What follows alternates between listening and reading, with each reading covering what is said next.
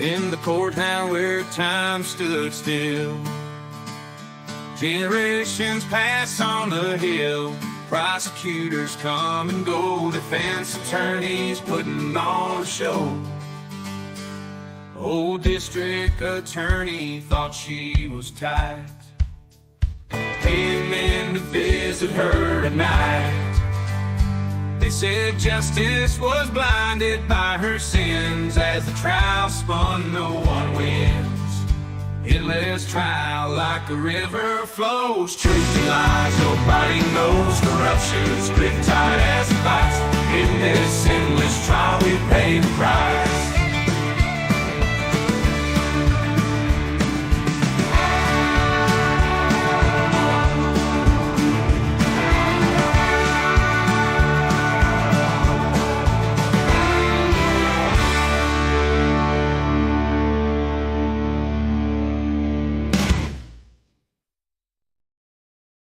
Heyo, folks! Welcome. I start this recap started a bit earlier than anticipated because court stopped earlier than anticipated, which means I started early. Oh wow! I've heard so much about today. Apparently, Judge got a hot mic. Then she went off because the prosecution apparently lost the ability to count in a numerical order. And then pretend science in the shape of toolmark-guy. And lots of things. And yeah, this will be interesting. Oh, and the Ashley Merchant letter. Oh, when she outlines what actually happened to her client. Oh, that's bad for the prosecution. That's really bad. On top of everything else. Over here, well, it's mid-October. It's autumn or fall. And it's starting to get chilly, so I'm in my I'm feeling very warm and a bit cuddly in my Bucky's onesie here. Hello, folks, by the way. Hello, Gwendolyn, Larissa, Casper, Stacy, Siobhan, Denise, Jessica, and all the others. Well, I will not keep you out of this for much longer. So let's just dive into the Fuster clock and see what will be going on today.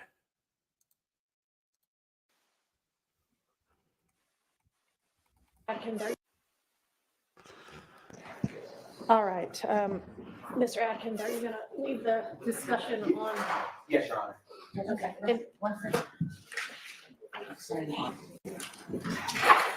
Let me know if sound is okay, so I can adjust it.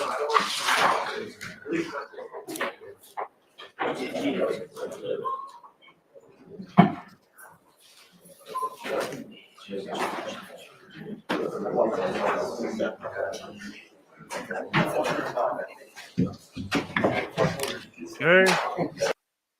Back and forth. Today, apparently, the person handling all the cameras is Miss Sylvia, infamous Sylvia, because the usual camera guy in the courtroom had a fender bender. He is okay. But that meant that both Miss Sylvia's feed and the Law and Seaward feed and the pool feed is handled by Miss Sylvia alone. So shout out to infamous Sylvia for keeping up. All right.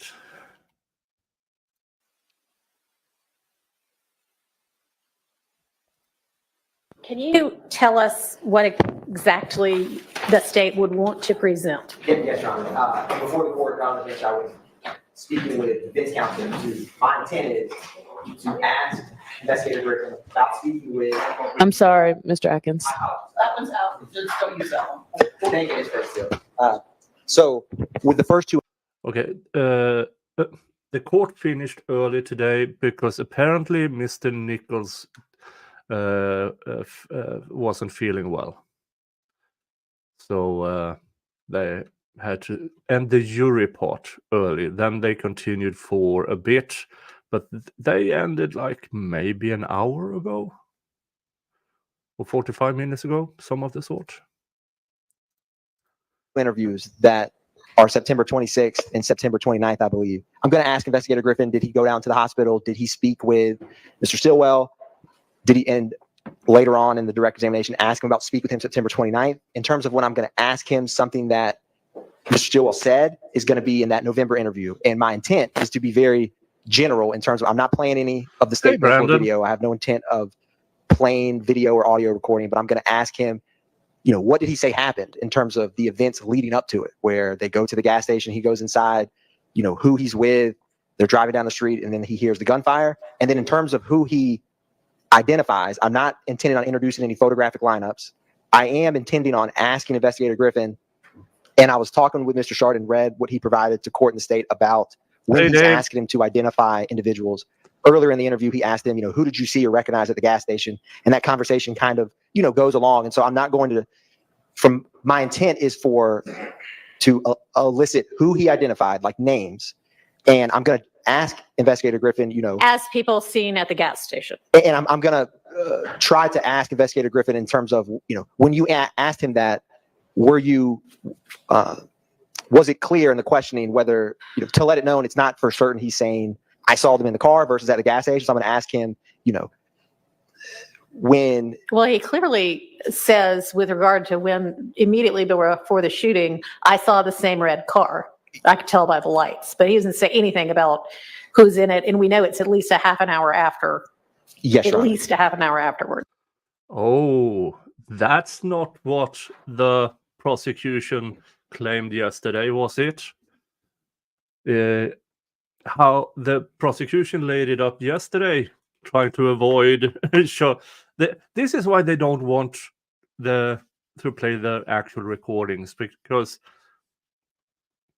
I mean, half an hour between when he saw the guys and the actual event, that's a long ass time. And it was the same car based on the headlights. Yeah, that, unless I have no idea about Mr. Stillwell's education, but I doubt he is a car headlight expert. I'm not going to be asking, for example, who did he identify as the shooters or something like that? And when Investigator Griffin's on the stand, I'm going to ask him if he took out arrest warrants, and I'm going to ask him who he took arrest warrants out on. And so and we just got raided. Cat raid. Ayo. Oh, you just came in from Cat Not Williams for her relatively clean takes on today, and you just joined the snarky one. Yeah, I will have stuff to say today. I mean, the hot mic, the toolmark-guy, the way that prosecution seems to be mentally unable to keep evidence in numerical order. And then, of course, the Ashley motion letter. I can't wait. But to get there, this is a recap, and we need to get through it. All right, let's continue. And thank you so much, Kat, for the raid. Thank you. Intent with that line of questioning is to get out the names that he saw, whether it's at the gas station, you know, in that car. And I'm not going to be asking but just a few questions about his interview. in a relatively speaking general sense. That's the state's intent. And I also, Your Honor, and any other defense counsel, I have the crime scene photographs. We removed the photograph, which was labeled as All right. 4, that showed Ms. Jones. There is a map where Investigator Griffin did a drive test from the gas station to the shooting location that's in his police report. So I have a Google Maps of that shows some relevant addresses and streets. And there are also addresses and streets that have came up in testimony this week in terms of to orient where this occurred. And then I have some social media that Investigator Griffin pulled and is in his police report. There's 2 photographs to include some of the individuals that he took arrest warrants out on.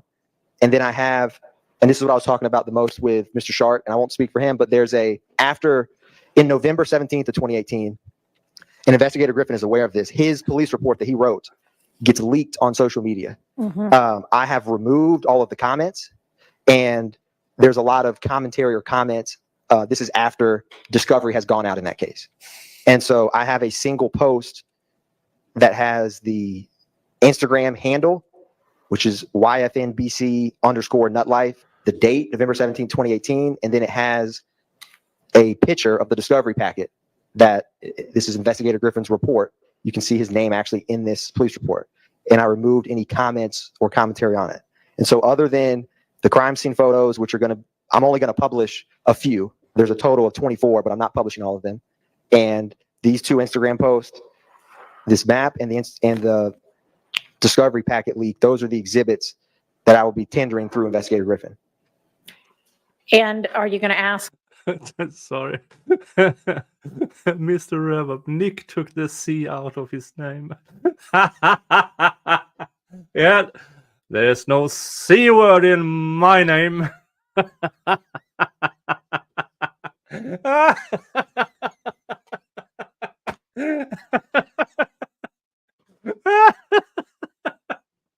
Oh. Oh.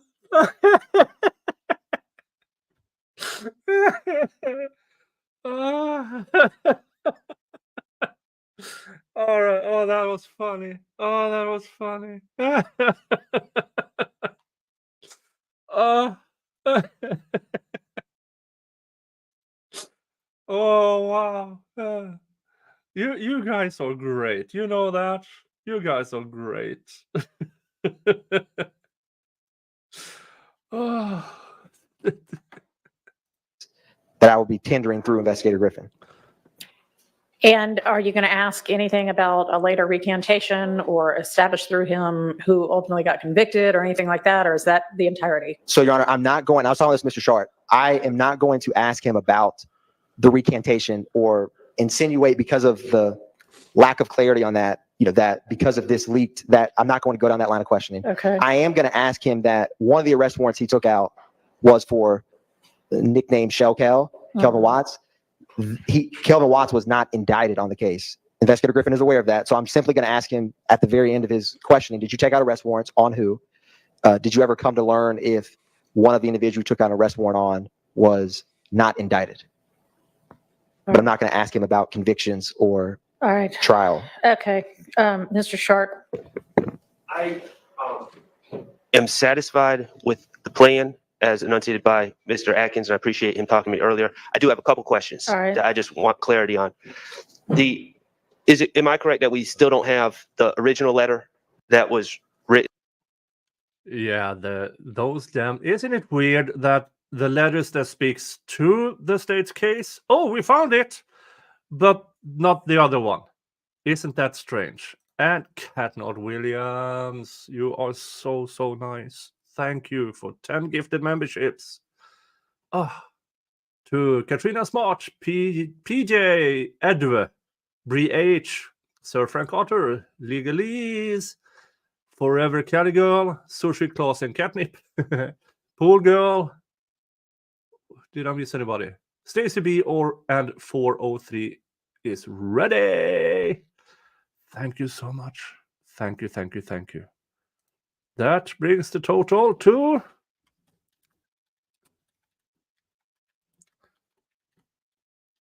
10. 10 new members today. Thank you. I recognize a few of the names. So you got gifted again. Please consider getting your own membership. It's $3 a month. That way, next time somebody gifts memberships, somebody else can. So it's a pay it forward kind of thing. Thank you. And on his pad, on Investigator Griffin's pad. So I have not seen one on Investigator Griffin's pad. I've seen that. I think it was Gwinnett County notarized letter. That's all I've seen. Right. Okay. So then that's the alleged recantation.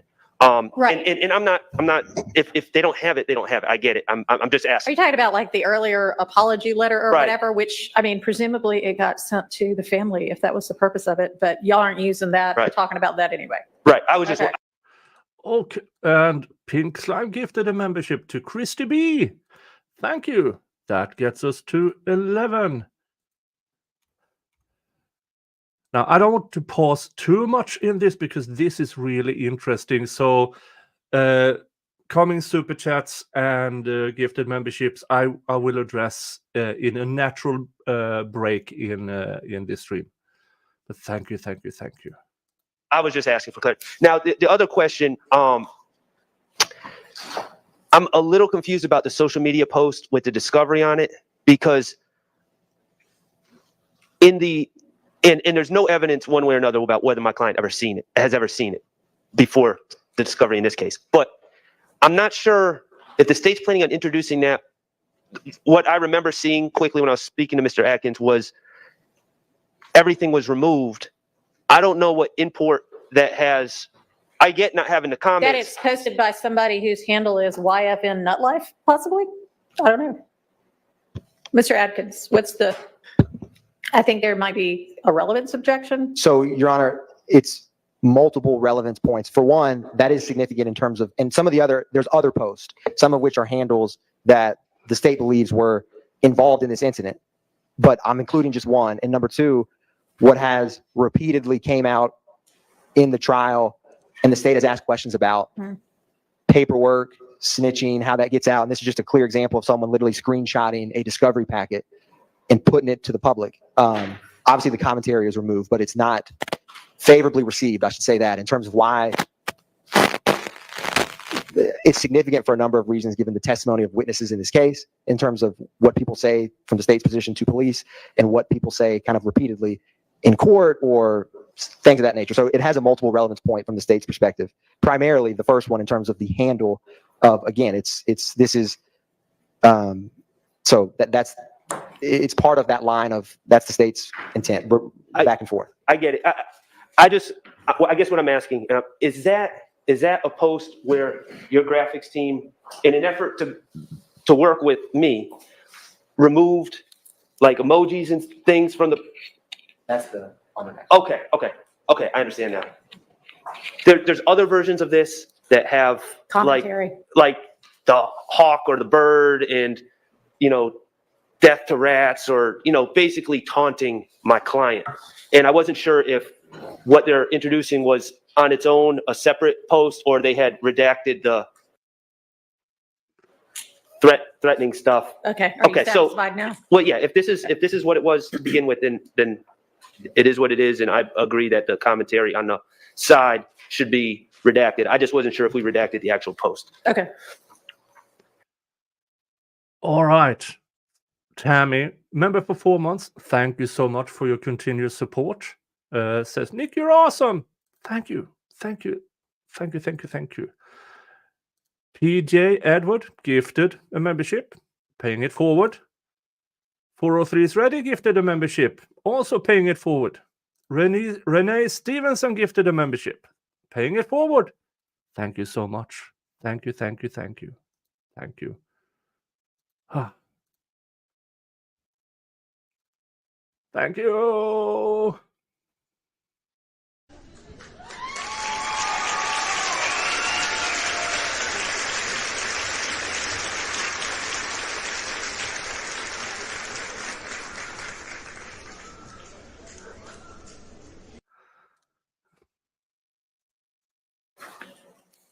All right, well, thanks for working together to make Yeah, thank this you. less complicated. You're welcome, Your Honor. And I'd like to also pass out to the court and defense counsel an exhibit list Okay. for Investigator Griffin. Thank you.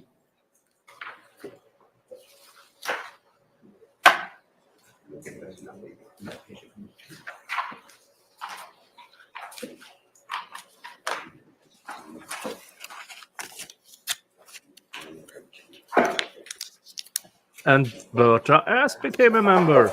Wait, thank you. Thank you so much. I really, really appreciate it.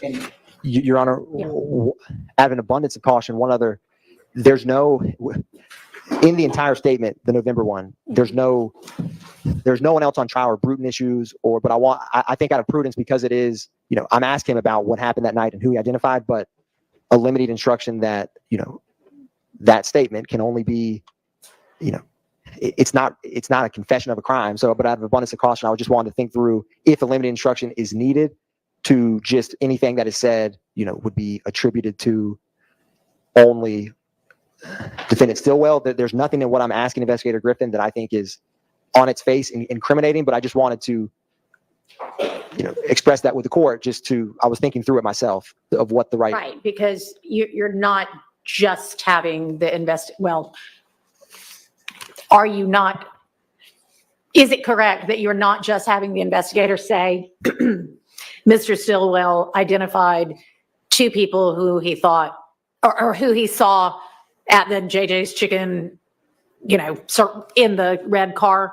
You're having him say, the investigator say, and it was these two people or these three people? He will at least say that he ended up taking out arrest warrants, and some of those people are the same. And so, Okay, but is who gets identified going to be, who Shannon identified going to be elicited from the investigator? yes, in terms of when you interviewed him on November, who did he Say he saw at the JJ's in the red car, correct, Your Honor? and he will say these names. Correct. Your Honor, I hate to do this. I'm looking at this proposed exhibit 28DD DP. I don't have a problem with the state eliciting from Investigator Griffin that there were social media posts with the discovery identifying Shannon Stillwell as a witness, and people were saying horrible things or whatever the state wants to elicit. The problem I have with this exhibit is that it has a narrative at the bottom that kind of it testifies to. I haven't seen it. It's okay. Matt, yes. Yep.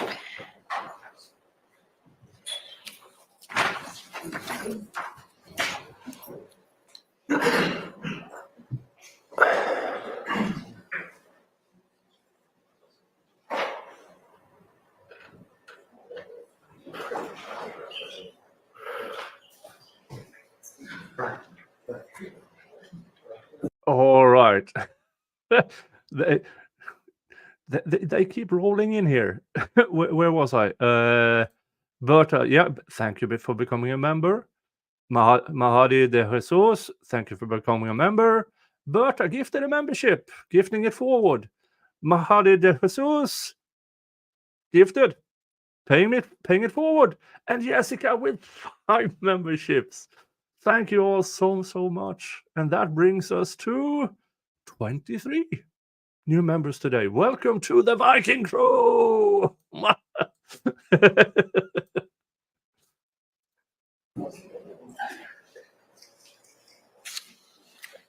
All right. So the issue is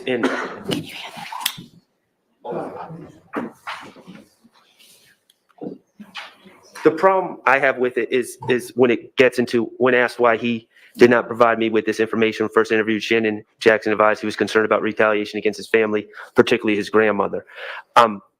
That gets to, inadvertently, we're now introducing a picture from discovery, and that's testimonial. And the problem is, I'm arguing for myself, but I actually think probably the other co-defendants have a stronger argument because it's not their statement and it affects them as well. Yeah, I agree.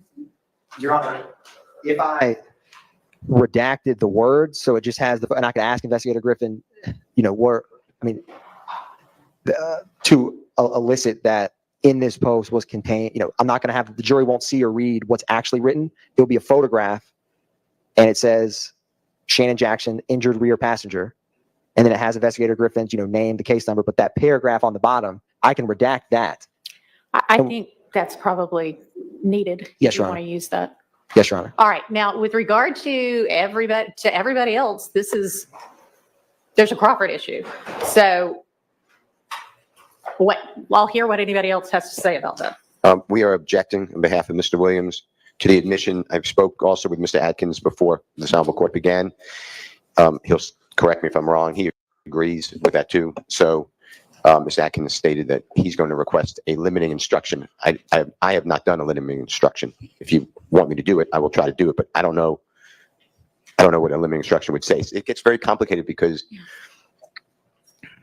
of the way that the case is charged. Yeah.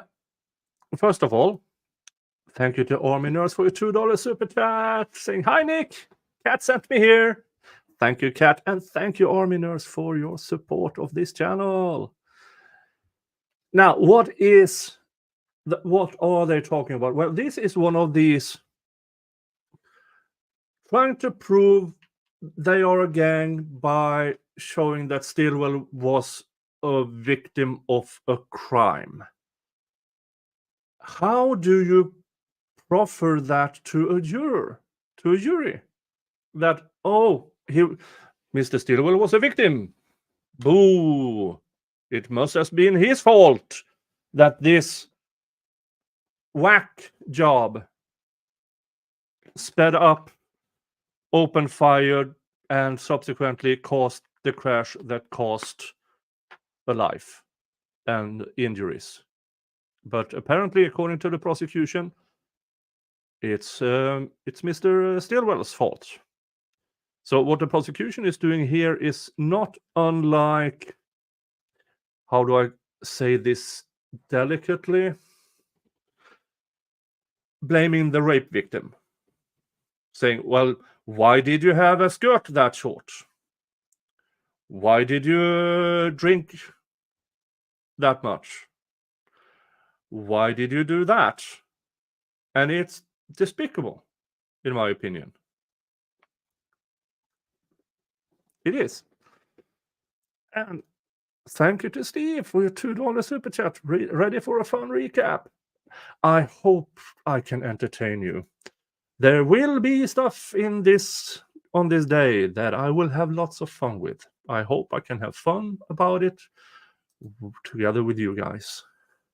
With all the overt acts, this is not an overt act, so it's better than like the statement of Mr. Kendrick, let's say, or the guilty plea of Mr. Kendrick or Mr. Ryan, but it's still very hard to imagine somebody. No, I mean, yes, if we need to come up with some kind of a limiting, if this evidence is going to come in the way that it's been discussed, I think we need to come up with a limiting instruction that is appropriate to give. And we need to, if Griffin's our first witness, we need to do it in the next 10 minutes. He's our second witness, Your Honor. Okay, well, still, we're going to be, I don't know that anybody's going to have the luxury of being able to focus on a limiting instruction once we start the trial for the day. So if somebody can come up with something now, that would be wonderful. Yes, Your Honor.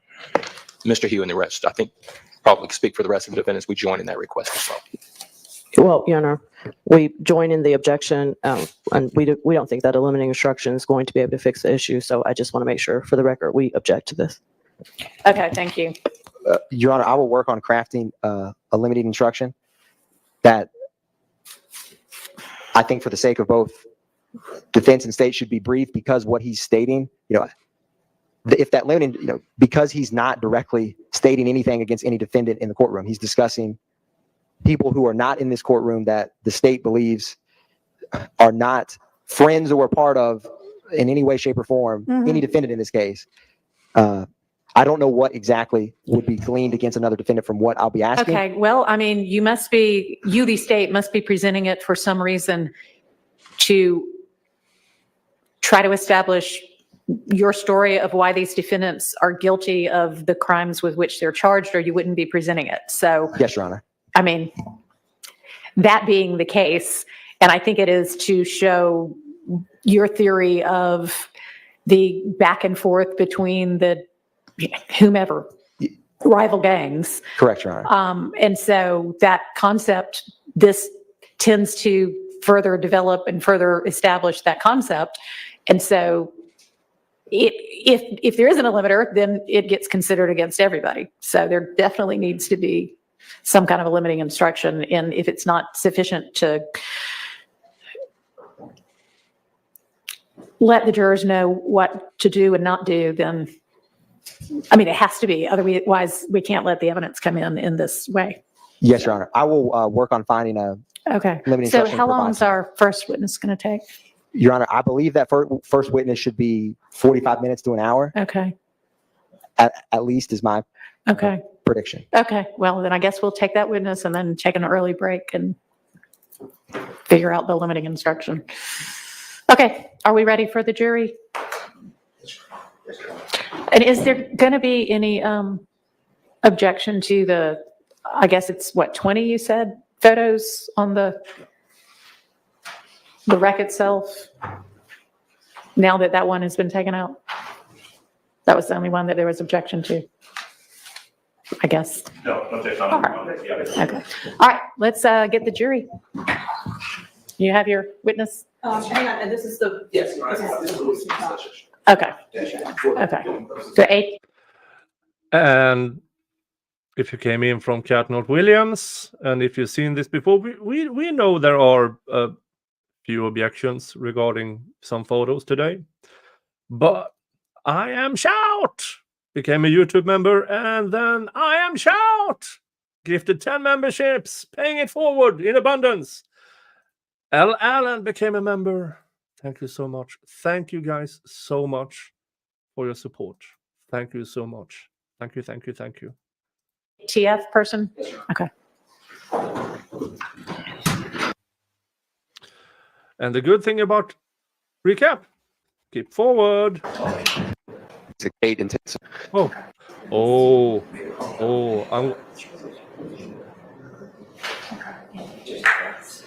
Is this it? Oh, here we go. Excuse me, Your Honor. We received some photos intended to be used as exhibits a few minutes ago from the state. I'm sorry. We received some photos this state intends to use as exhibits, I think with this witness. Is that correct? That is correct. Do you intend to publish all of those photos? Is this that 1 through 31 unknown? Yes, Your Honor. I believe it should be publishing about 16 or 17 photos of those. Okay, so for example, there's several that have, there's 4 or 5 with the same firearm. There's another 3 or 4 with the same firearm. Are you going to just publish one of those? Your Honor, we will publish not all of them. I cannot say right off the top of my head that it should be just 1 or 2 angles of the same. What is this even about? I have no idea. You have no idea In terms of what what the it's request about? is. Well, there, No idea what the photos are about, what this has I do to know what photos are about. I don't know. Ladies and gentlemen, the morondized prosecution. They barely know why they want to admit photos, just that they want to admit them. So when the judge questions them, okay, what's going on? This is embarrassing. Embarrassing.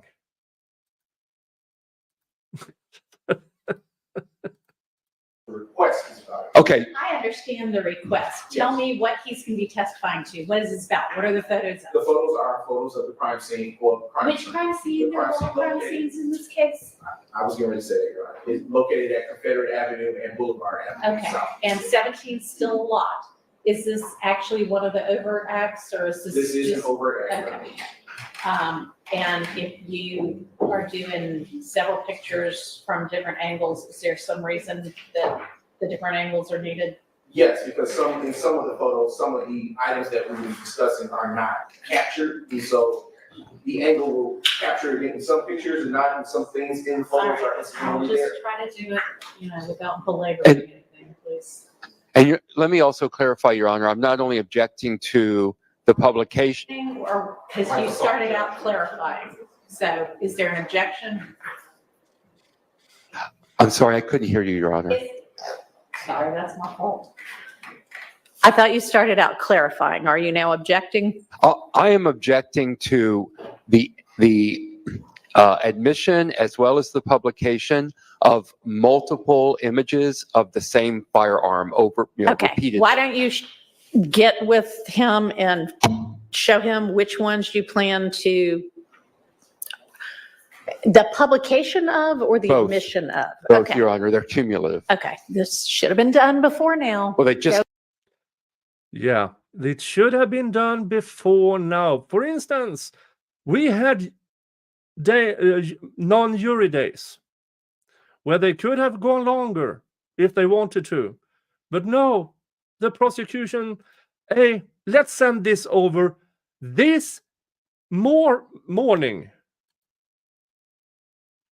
The same morning oh. Get with, If- yes, no, I'm not Okay. criticizing you. This should have been done before now. Get with the defense and show them the photos, and I don't know if I need to, then you let me know which ones you object to. Sorry about this. You can stay and hang out, or you can walk back over there. Let me know before you do, so we can move the camera. We got told we were ready, but turns out we're not. Am I allowed to sit down? Yeah.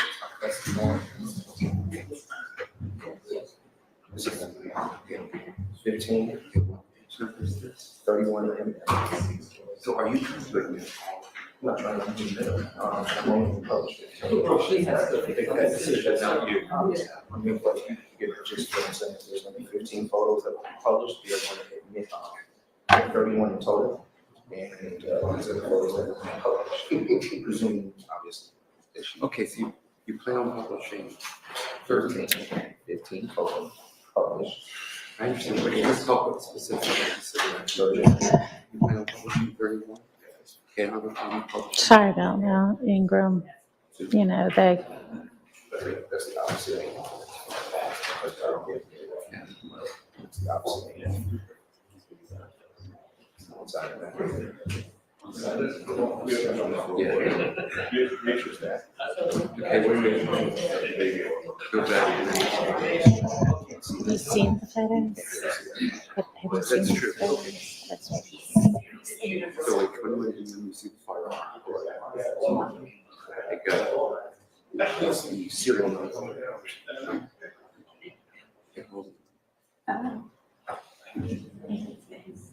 okay, That is the opposite. hold on a second. For the passenger.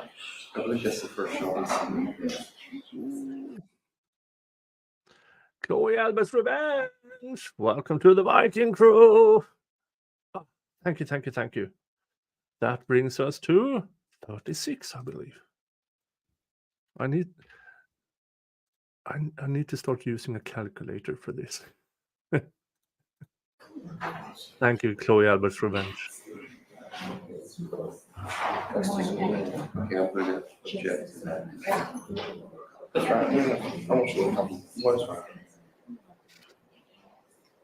Can we just step out 1 second? Yes. Suspect. Okay.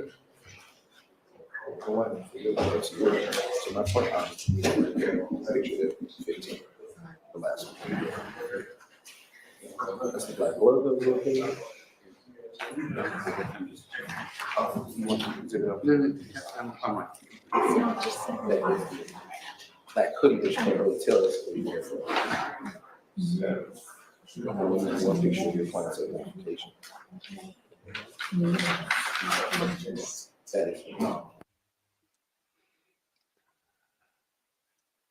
And here comes Snivels with 10 more memberships gifted. Thank you. That is so sweet. 46. We are not even an hour in. This is a good day. Thank you so much. Thank you. All right. I don't want to miss this. I even put it down to normal speed, and Got the volume up. No, we don't want to miss this. And of course, I'm in the way. There.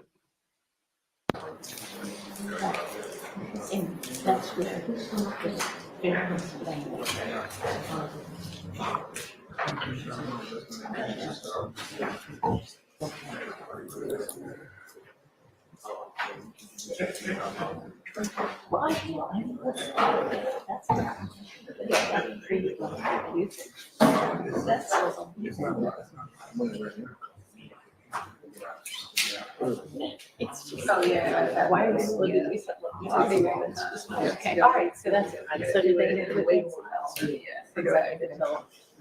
You can. Ready? Yes, Your Honor. Okay. Okay. So I have gone over with the state the photos they plan on publishing. Okay. And I could read those specific ones, but I don't, we've narrowed down the ones that they plan on publishing. So I Okay. have no objections to the ones that Okay. the state has shown me that they plan on publishing. Excuse me. The other ones that they do not plan on publishing include many photos that are cumulative, they're redundant to others. Okay. So any of the ones that they do not plan on publishing that we haven't gone over, I object to the admission of those. All right, well, you're gonna have to be a little more specific. Okay, then we can- If they still want to have admitted the ones they're not gonna publish. Yes, Your Honor. Okay, well, then I need to know okay, then, what those are. then I would object to 1, 2, 3, Mhm.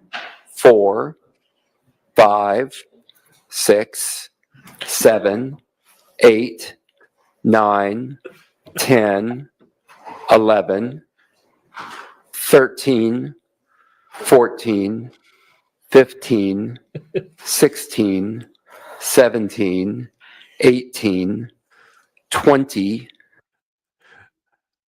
I know that I wish there was a camera on Judge Whittaker's face right now.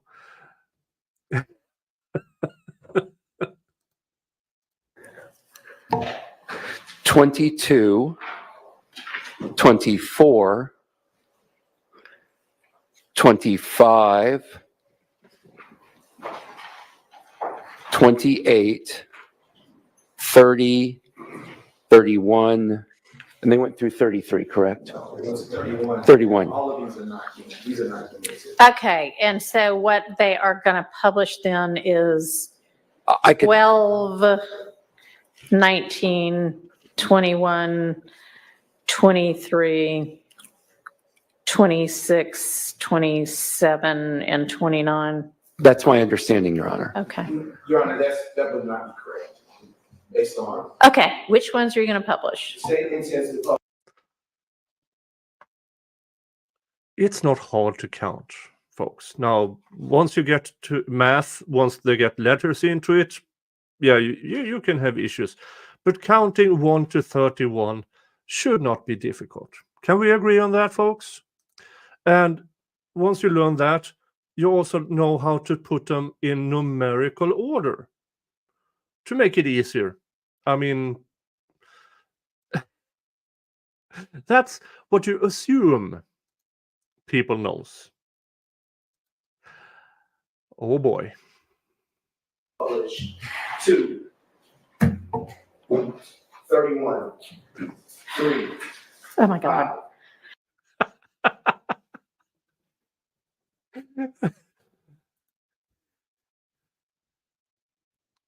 Prosecutor, don't care your name. Read the room. The judge is already fuming. Read the room. Even if you plan to show it in a certain order, does not mean you have to present to the judge and the court in that order.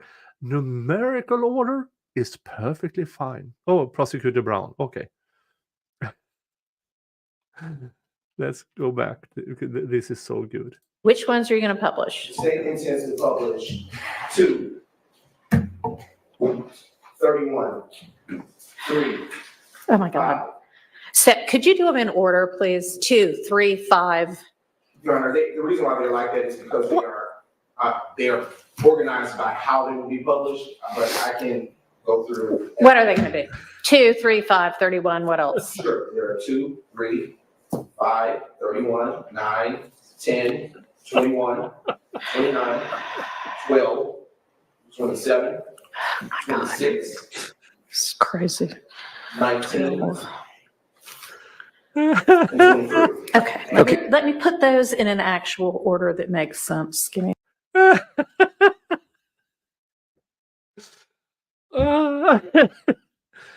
I mean, how can you go through law school, get a job, work with law, and completely not get the hint?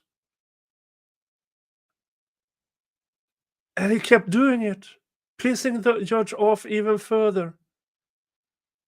Oh.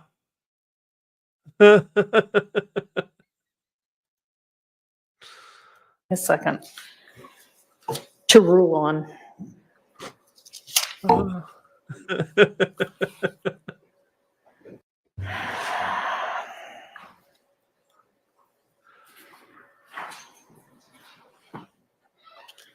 And you shouldn't.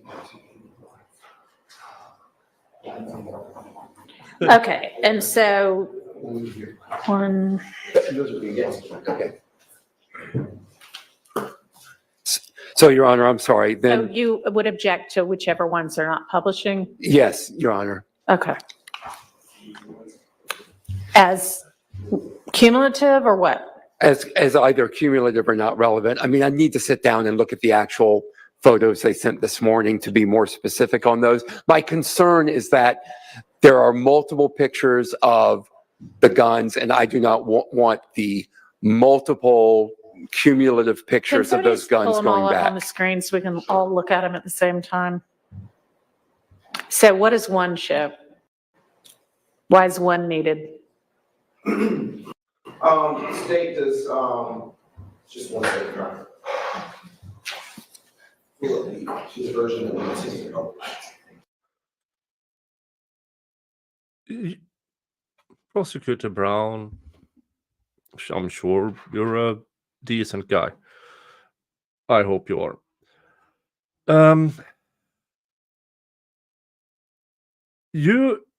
This is what you're planning to do with the next coming witnesses. How do you not have this ready? When the judge asks a question, okay, why number 1? You don't go, hubba, hubba, hubba. You should have that ready to go. Yeah, thank you.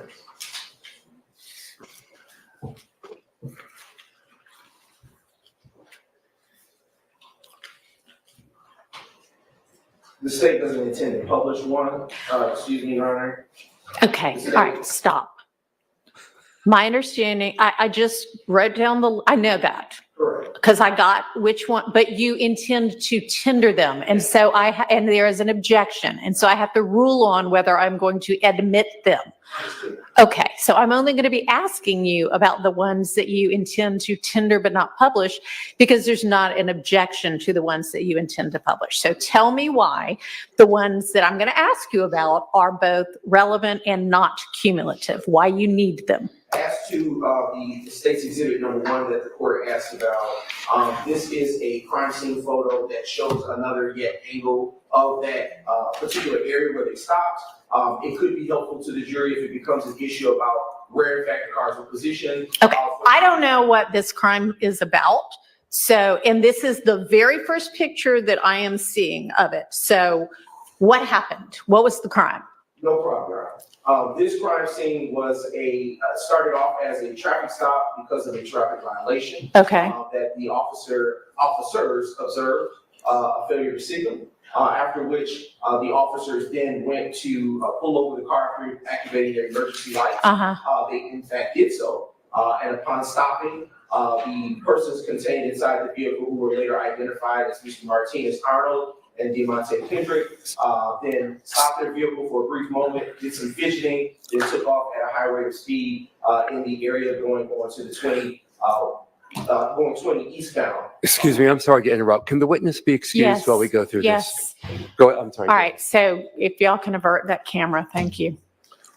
Okay, so there's a chase and then there's a crash, There's a chase, then there's a crash after. the and then chase. they run out of the car. Run in separate directions, and those photos could become necessary if there's a disagreement or confusion about which directions in which they're. Okay, and so it's the black car that was the car they were in, Black Monte Carlo. and that's where it lands, is up against that guardrail? That is correct. Okay.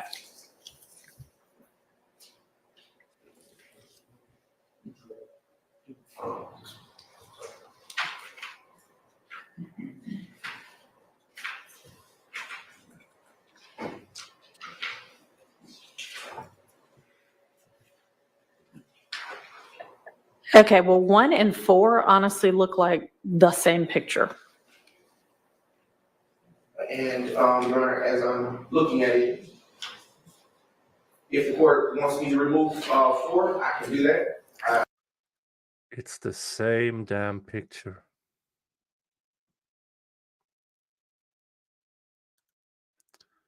It's the same picture.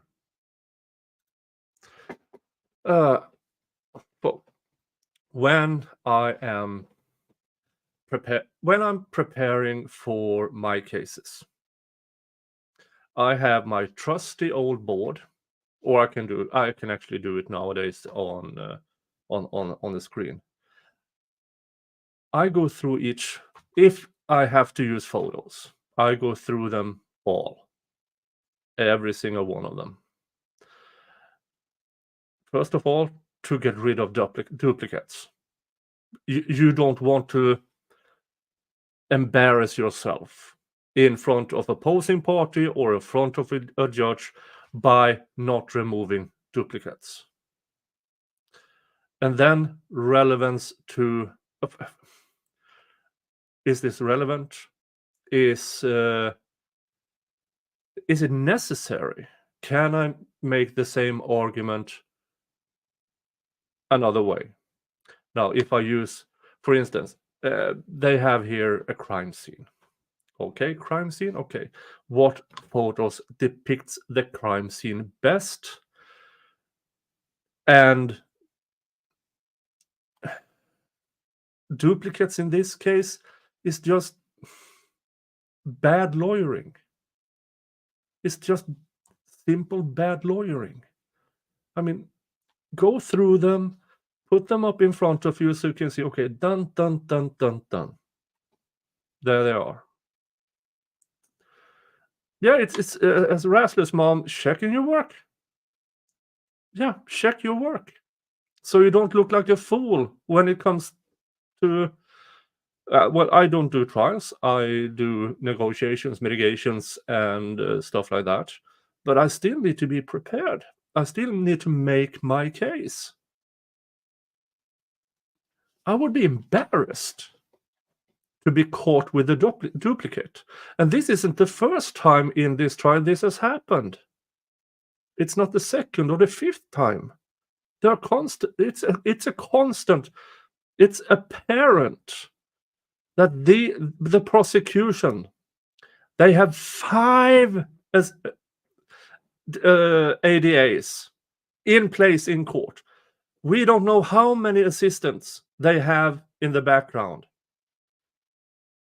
And they just seem to make shit up as they go along. And thank you, Chloe Albert's Revenge, for your $10 super chat. Saying it's like someone took the cast of Three's Company, sucked out all the funny, and dipped them in chocolate. Oh, okay. Can I say that? I don't know. Yeah.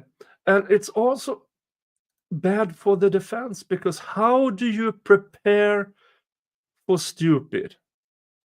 How do you prepare for a prosecution that is properly morondized? You can't. That is why it's always harder to go against an attorney or a head of HR or an owner. That is stupid.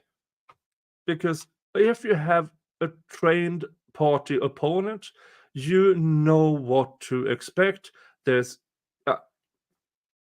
but you never know, and that is the unfairness, a piece of the unfairness of this trial. That everything in this trial is a surprise for the defense, because it seems like it's a surprise for the prosecution as well.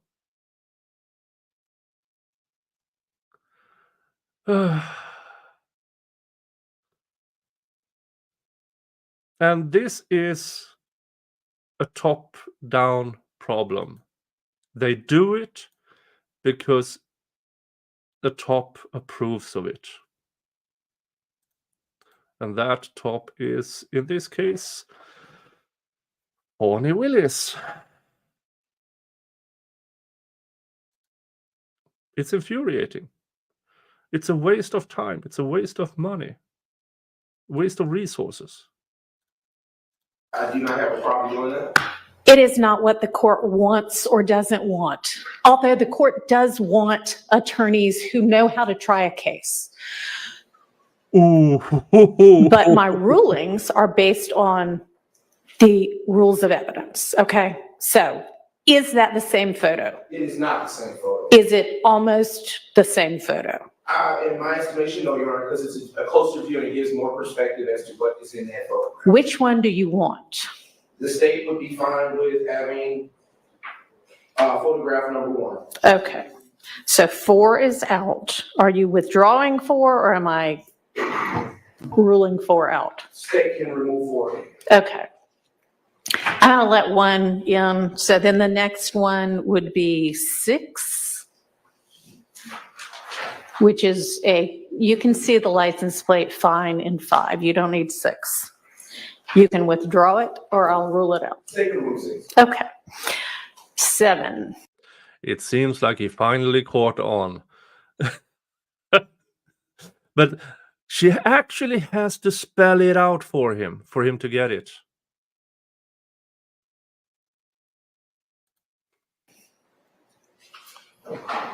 What does 7 show that the ones you already have don't? 7 gives a better perspective as to the wooded area because it's a little dark, as you can see, Your Honor. It shows better view of the vehicle and some of the portion to the left of it where if you see the door open, that eventually becomes much clearer once the crime scene takes the interior inside of that driver's side of the vehicle. Yeah, I disagree with the characterization of what's in the photo, but the court can see for themselves.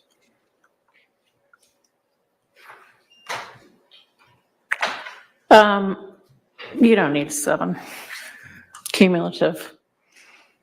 All right, 8. 8 gives a perspective of the passenger side vehicle, a closer view, as will be shown in the next exhibit, a closer view that you can see.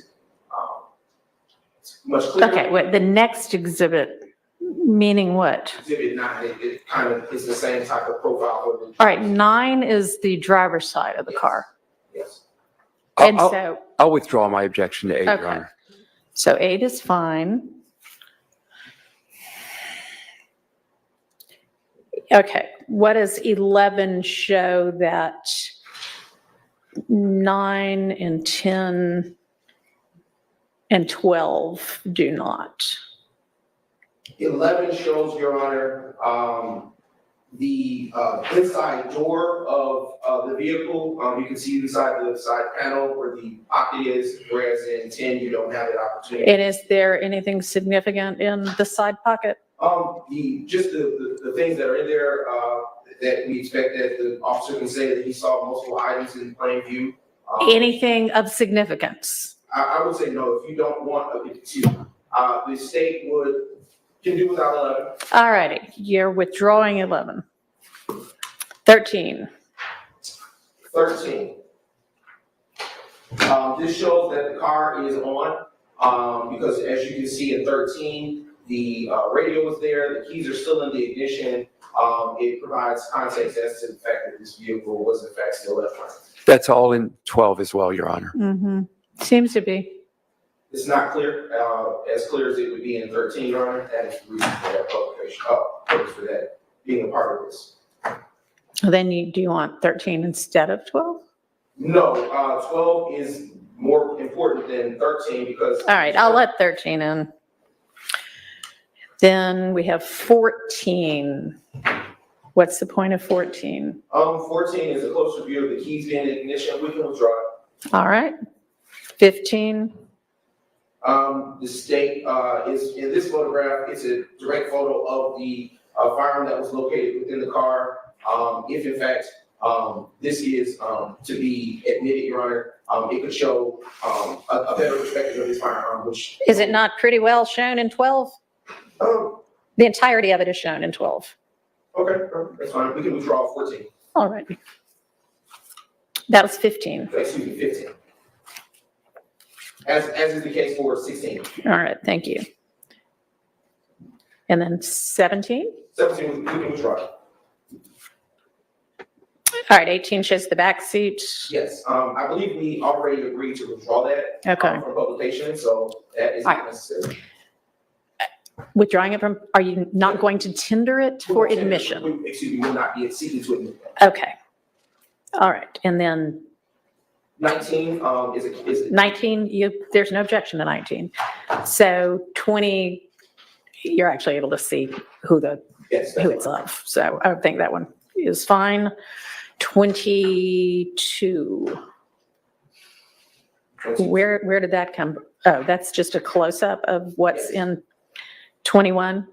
It is a closer view in this photograph, Your Honor. You can see a little bit better the serial number as well as the make and model of that fire. Then I would suggest they should use 22 instead of 21. They don't need both, Your Honor. Well, you can't tell where it is if it's just 22. 22 is fine.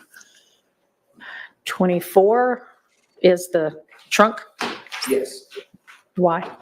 This had within it just a few items that were found. They're not really pertinent, but they were part of the crime scene photos. We can withdraw. All right, 25. 25, Your Honor. This shows the black glove that was mentioned in the report. It focuses in on that particular portion inside the milk. All right, that looks like a gray glove to me, but okay. Is Yeah, that, yeah. in 26, it looks black. Yeah, I don't see the black glove in 25. I don't either. It's probably just because it's a bright flash or something. And so why do you need 25? Because without that perspective, you may not know that that's a center console. And that is why we in fact use a vote, because you need the perspective to know. All right. And then 28. 28. Shows the serial number of that long gun. Yes. All right, that's fine. And 30, where's 30? So is this a third gun? The state's 30 is not that. We can withdraw that. That is a better. The other one was a little blurry. But this is another photo's coming in with this handgun, so we can withdraw it. And I think that's all of them. Yes, Your Honor. Thank you. All right. Thank y'all. That should have been done before now. We wasted 20 minutes of the jury's time. Let's get the witness back in. This is so amazingly stupid. They have had so many non-jury days during this trial. But this proves to me that the prosecution is making crap up as they go along. They have no idea what's going to happen a week from now, 2 weeks from now. No idea whatsoever. And that is why we keep seeing this over and over again. Let's make sure we move that up. Thank you.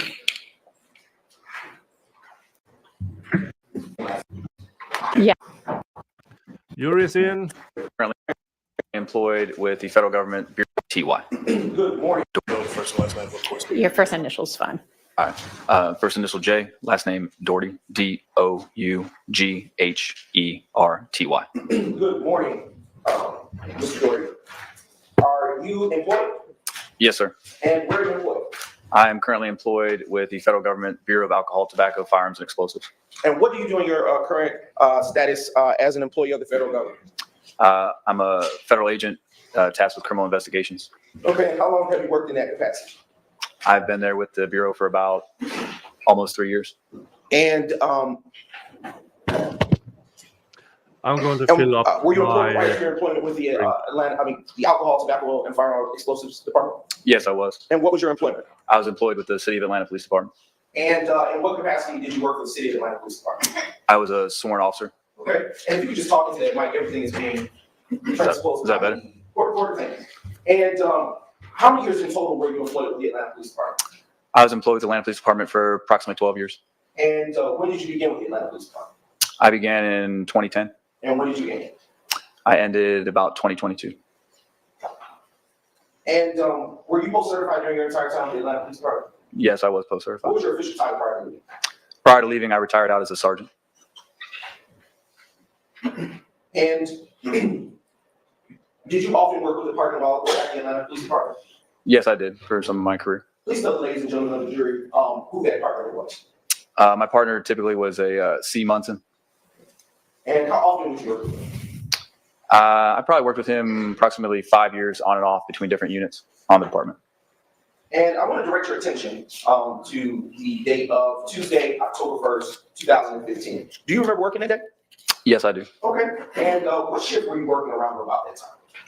On that given night, I believe we were working a shift, which is like late evening into early morning. So we were working probably approximately 6 p.m. to about 2 a.m. in the morning. Yar is here. And do you recall patrolling around about the area of Fairwood Avenue, Boulevard Avenue, Southeast Atlanta, Georgia? Yes, I do. And can you please tell the ladies and gentlemen of the jury what you recall about patrolling on that day? On that given night, we were patrolling Confederate Avenue coming up to Boulevard, and we witnessed a vehicle make a traffic infraction in front of us. And what was the traffic infraction to your recollection? To my recollection, they were in the left-hand turn lane of Confederate Avenue, and they proceeded into the right-hand turn lane to turn right, so they made a right. First of all, thank you, Chloe Albert's Revenge, for your $5 super chat. Says, more crap doesn't make the case better. They are like the kids who think 2 quarters are more than $1. Yeah. But also reminds me why a third pounder hamburger didn't take off, because people thought that the quarter pounder was bigger. No, a third is 33.3% out of the total, while a quarter is only 25%. Hand turn from that lane without signaling to proceed north on Boulevard.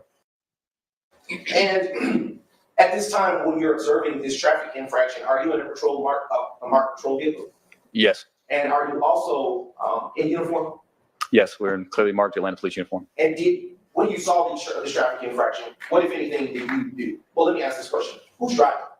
My partner Munson would have been driving that night. And when you did see this traffic infraction, what, if anything, did you do at that time? We would have illuminated the emergency equipment on our vehicle to initiate a traffic stop on the vehicle. And did you initiate a traffic stop on that vehicle with your partner that day? Yes, we did. We initiated a traffic stop. And did you get out of the vehicle at the time of that traffic stop when you initially stopped it? No, we didn't get out of the vehicle initially. Typically what we did is when we did initiate a traffic stop, me and my partner, because it is dark at night, we would take the spotlight and illuminate the interior of the vehicle from the back to be able to see the individuals inside and kind of assess what they're doing. On that given night, we observed the 2 individuals inside the vehicle begin to shift around a lot and turn around and continually look at us. Typically when that happens, we kind of hesitate to get out because, one, it could mean either someone. Speculation. Overruled. One, typically it could signal that maybe they're looking to ambush the officers walking up. Sustained. Without saying, I'll ask you a different question. When you did not get out of the vehicle, did anything happen after that? Yes. What happened in that particular incident when you stopped and didn't get out? So they shifted around. We're looking back. We decided not to get out because usually people fled at that point, and that is indeed what they did. And when the vehicle, and what kind of vehicle did you stop? We stopped a black Chevy Monte Carlo. And do you recall where, in proximity to where you initially noticed them, that you stopped that black Monte Carlo? I don't know the exact distance. I know we initially saw them at Confederate and Boulevard, if you're familiar with the area. And then the stop was actually conducted at not Moreland, I'm sorry, I misspoke, Boulevard and Glenwood. Okay. And how many people were inside the black Monte Carlo? Inside the black Monte Carlo, we could see 2 people when we illuminated it. All right. Finding good. Should there be concern about setting precedent that could harm the judicial process? Precedents is only set in appeals and the Supreme Court, the Georgia Supreme Court, Georgia Court of Appeals. So if they are convicted and some of these rulings are deemed, well, for instance, Judge Glanville's conduct, if that is deemed A-OK, yes, that means it's a new precedent. But if these guys are acquitted, then no precedent is set. And they move on. So that's the short answer to that. Thank you for your question. And when you observed the vehicle take off after you stopped it initially, can you describe whether it moved fast or slow? I do not remember the exact rapid or how fastly it took off. I just know that it left the traffic stop. Okay.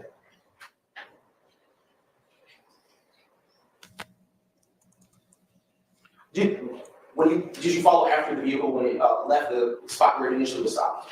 Yes, we did. And did you continue to have activated your emergency equipment, being lights and siren? Yes, we would have left all the lights, sirens, everything on to, notify the public also. And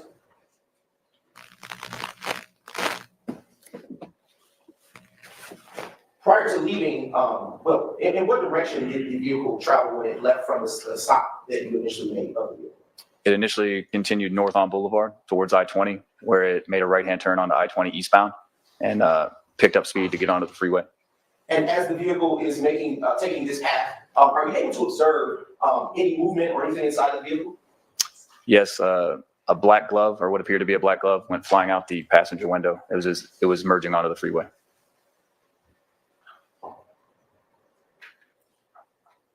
During traffic stops, do you typically speak with dispatch? Typically, yes, we would speak with dispatch during a traffic stop. And did you radio dispatch at all during this incident, this stop?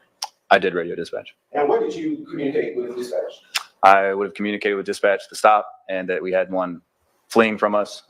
Typically, they asked for traffic conditions, reason for the stop, things of that nature, conditions of the road, stuff like that.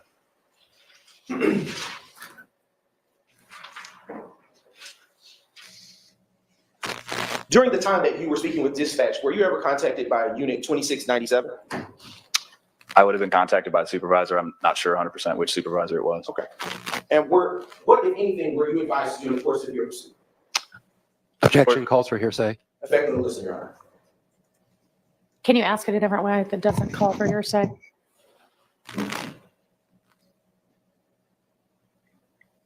I really can't, Your Honor, at this point, but I'll move on.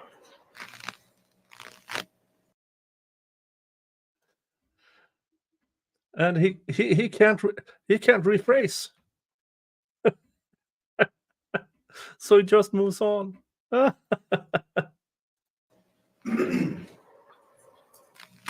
there ever a time during the course of your pursuit of the Monte Carlo that you stopped pursuing it? Yes, there was. And what, if anything, occurred at that time when you stopped pursuing the Monte Carlo? When we stopped pursuing the Monte Carlo, it had come to, it basically wrecked out. It had wrecked into a guardrail. When you exit I-20 eastbound on Flat Shoals there's a guardrail and a stop sign. It had ran through the stop sign and came to a stop at the guardrail.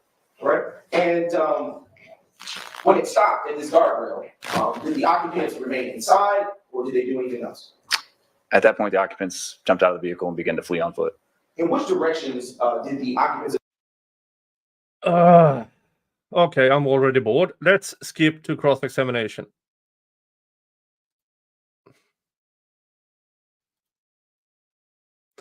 Okay, so photos.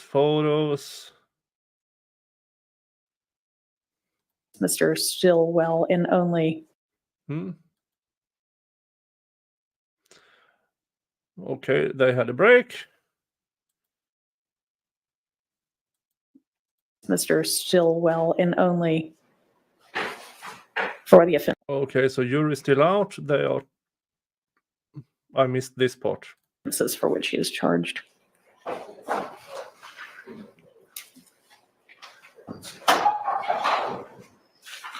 So thoughts? Comments? I believe that proposed jury instruction may be a bit overbroad as it applies to Mr. Stillwell, because I don't believe if there's any relevance at all. I mean, I kind of feel like there's no relevance, any of this against Mr. Stillwell, period. But I understand we need to distinguish the co-defendants from Mr. Stillwell because Mr. Stillwell's words. But I would say to count one, Mr. Stillwell to count one if you deem it Okay. appropriate. All right. Count one. All right. Let me make that alteration.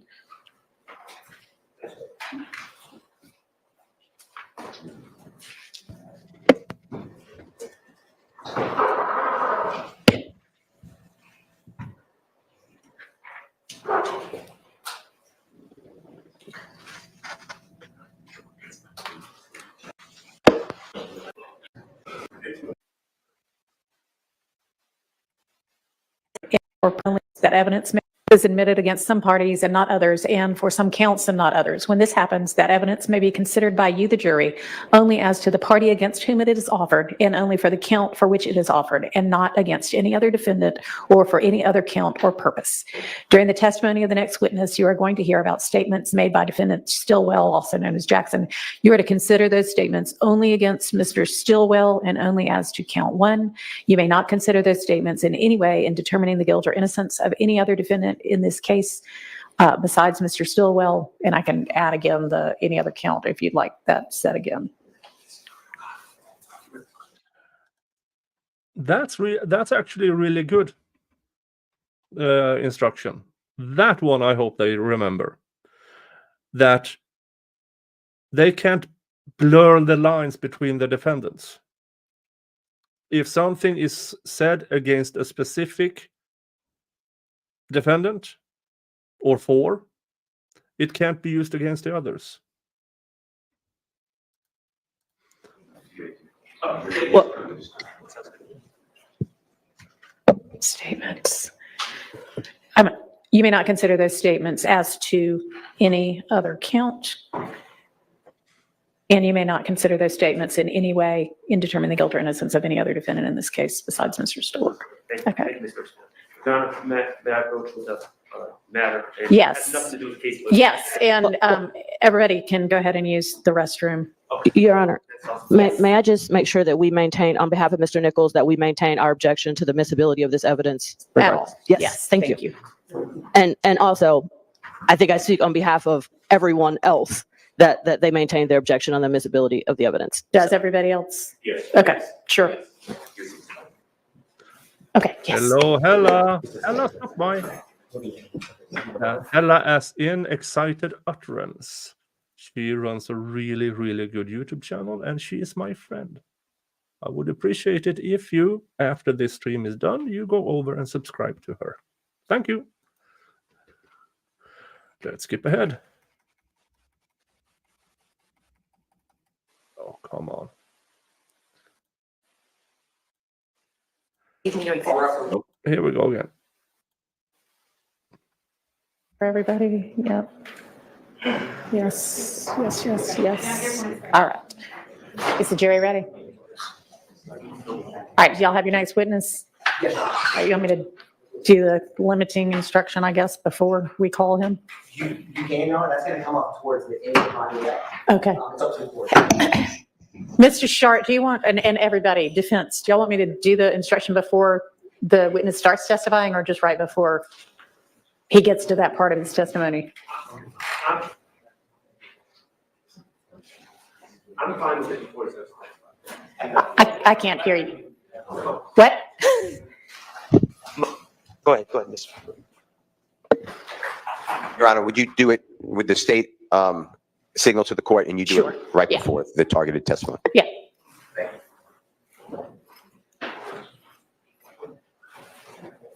So, Mr. Atkins, just give me a signal when you're getting to that part.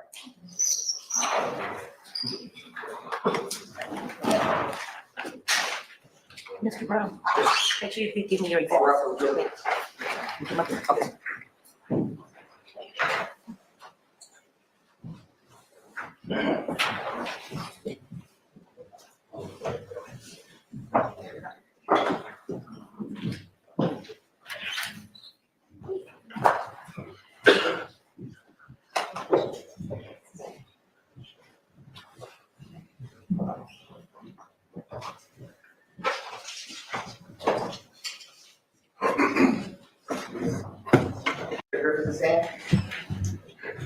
And his investigator, Griffin, already testified in this case. No, Your Honor. He All right, so no cross-examination for that other dude, I guess. Who is this guy?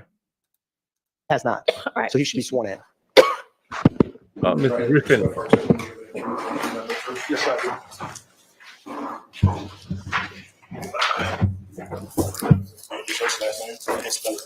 Yes, sir. Good morning. My first name is Howard, spelled Howard. Last name is Griffin. That's Griffin, and I am a junior. Good morning, Investigator Griffin. How are you doing, sir? Good morning. Can you tell the jury where did you come in from to testify? I flew in from the Dallas-Fort Worth area in Texas. What do you do in that area? I'm actually a detective for a small agency. The city is called Plano, and I'm currently a detective for that agency. Oh, we have a cop who is still a cop on the stand. Not retired, but he was smart enough to get the hell out of Atlanta. Dallas is a good town, I heard. What kind of cases do you work for the Plano Police Department in Texas? For Plano Police Department, I'm assigned to a unit called the Capers Unit, and what that simply means is any crime against a person, so it could be a misdemeanor or a felony, I'd be a detective that would investigate that kind of crime. How long have you been with that department? I've been with Plano since April of 2000. Now, did you ever work for any other agencies before then? I did. I started my law enforcement career with the city of Atlanta, Atlanta Police Department. I got hired in April of 2008, and I left the city November 2019. Now, when you left the department, what were you working? What kind of cases? At that particular time, I was assigned to the homicide unit, and I was in that unit, in that role for just under 5 years. What year did you start with the homicide unit of the Atlanta Police Department? In March of 2015. And before working for homicide, what was your role right before then? Before I was assigned to the homicide unit, I was assigned to the Atlanta Police.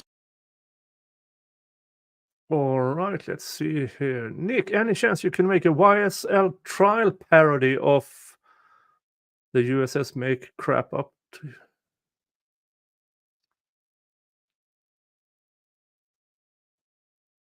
I wonder if I already have something of that sort.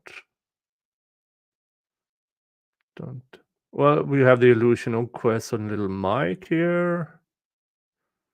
Manure Tornado is... I'll think about it. I will. Let's see. When can I actually do that next time? I will find time. I will find time at some point. Special Victims Unit as a detective and as a police officer, and I investigated crimes against children. Now, I wanted to ask you, were you the lead detective on the murder of T.R. Jones? Yes, I was. Can you tell the jury how you came to work that case? Yes. The City of Atlanta Police Department at the time, we had a homicide rotation. It just so happened that I was the top of that rotation. So anytime somebody lost their life, they would call a detective to respond, and it was my turn to actually respond. What day did you respond? I believe the date was September 26, 2015. And when you, where did you go to? Where was the crime scene? I was initially told to go to the intersection of Hank Aaron and Milton. And when I got to that intersection, of course, I saw an accident. And I think the address that I noted in the police report was 40 Milton Avenue. Now, what part of Atlanta are those addresses that you responded to? I think at the time it was the Zone 3 district of Atlanta.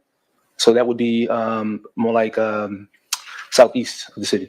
Now, when you got on scene, how many victims were there? At that location, there was only one victim. That was actually a deceased young lady by the name of T.R. Jones. And it was brought to my attention that there were 2 more victims and they were taken to Grady Hospital. Who were those 2 other victims? The 2 other victims, female front passenger, her name was Shakoya Duncan, and the back passenger was Shannon Jackson.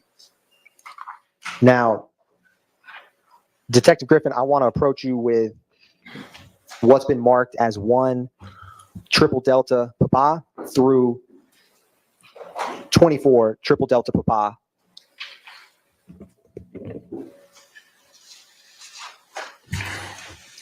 And Investigator Griffin, before you were on the stand, did you have an opportunity to look through those photographs? Yes, I did. And what are they? These are crime scene photographs taken by the crime scene tech who responded at my request. And are they a fair and accurate depiction of the crime scene photographs for this incident? Yes, they are. Your Honor, at this time, the state moves to tender into evidence 1 through 3 triple delta papa and 5 through 24 triple delta papa. What? Triple delta papaya? Uh,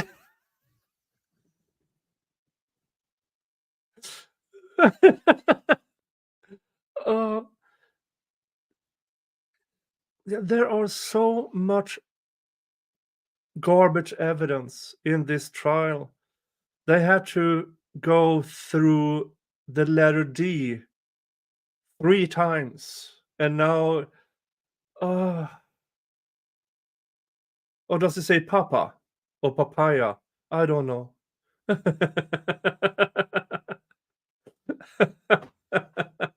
It's papa.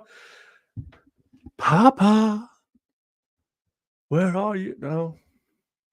This is so stupid. Admitted.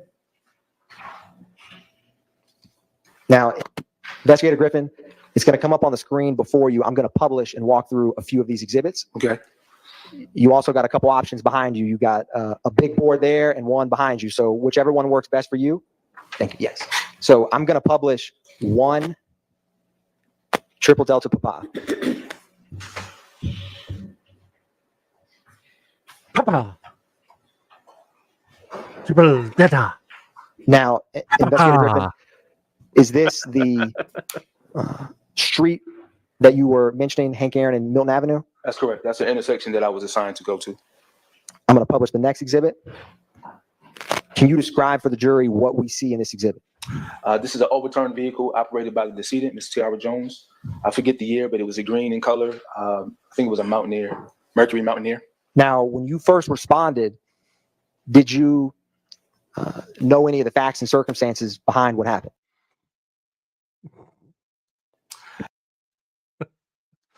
Chloe Albert Revenge, thank you again. $5 super chat.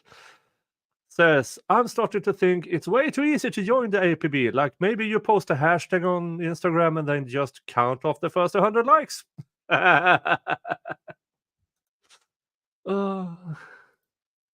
No, so as it was initially described to me, they thought it was just an accident. As a result, the hit and run unit came and they responded. So they initially processed the crime scene. And then some officers took note of some defects in the rear lift gate, which they thought it might have been from a projectile. And as a result, they started looking for shell casings, which they found. And because they found that, that's when they called me and asked that I respond. I'm going to publish the next exhibit. Where were some of the shell casings in relation to the vehicle that was overturned? Aren't you supposed to say not only next exhibit? Say the name. Say the name. Mr. What's his name again? Butkiss, Atkiss, whatever. So again, if you have the intersection of Hank Aaron and Milton, maybe 50 yards, which is where the accident is, or in between that distance, that's where the shell cases were lined in the street. I'm going to publish the next exhibit. Now, what type of shell casings were on scene? I believe we located 12 spent casings. I think the caliber was a .762. And do you have familiarity as a homicide detective with shell casings and guns that fire them? Yes, I know enough to know that that came from an assault rifle. or an assault rifle pistol, something of that caliber, but it's an assault rifle. Now, what did you do? I'm going to publish the next exhibit, but ask you a question. What did you do with the shell casings you collected? Actually, the crime scene technician that responded, she's the one that actually collected them, and then she gave them to me. And what I did was brought them to Atlanta Police, put a barcode on them, and placed them in the property as evidence. I'm going to publish the next exhibit. Is this a close-up of one of the 7.62 shell cartridges that you collected? That's correct. And this is 12 triple delta Papa. Publishing the next exhibit. This is Papa.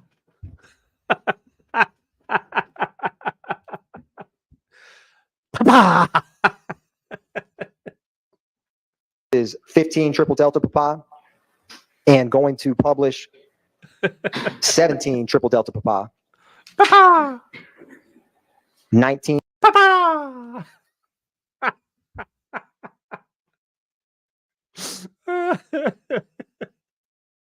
triple delta Papa. Papa. 22 triple delta Papa. Papa. And 24 triple delta Papa. Now, Papa. Investigator Griffin, with the defects you had mentioned in the vehicle, where were they on the car? The front, the side, the back? From what I noted, they were in the back near the lift gate. And were there any firearms that you found on scene? Yes, I think it was Officer Clayton. He was the first to respond, and he actually found a semi-automatic handgun. I think the caliber was a 45 caliber Springfield. Where was that 45 caliber Springfield in relation to the vehicle? As he noted in his report, it was feet away from the vehicle. Now, after you cleared the scene, did you have any initial leads, or what were your next steps? No, so the only lead that I had is we had 2 surviving victims, and they were taken to Grady Hospital. So what I did was after I left this crime scene, I went to the hospital to hopefully try to speak to the 2 that were alive. Were you able to go to Grady? Is that where you went to Grady? I went to Grady Hospital, that's correct. When you got to Grady, who did you encounter? I spoke to the front passenger, Shakoya Duncan, and the rear passenger, Shannon Jackson. What kind of condition were they in when you met them that day? Shakoya Duncan, she had a severely injured leg. I think at one point they were talking about it may have had to get amputated, but I'm not sure if that actually happened. So she was in the process of going to have surgery. And Shannon Jackson had, if I'm not mistaken, a lung and a rib injury. Were you able to speak with them about what happened? I spoke with both of them briefly, again, given their condition. I didn't want to have a detailed interview, so I spoke with them briefly. Now, after speaking with them, what did you do next? The next thing I did was, of course, try to do some research on the individuals that were inside the vehicle. We call it just a generic search to see if I can find anything about what happened and possibly who done it. And what I was able to find out is that the young man in the backseat, Shannon Jackson. Your Honor, may we approach? Yes. Ooh. Where is it? Where is it? Where is it? There it is. That brings us to, because it's a sidebar. Sidebar counter 295.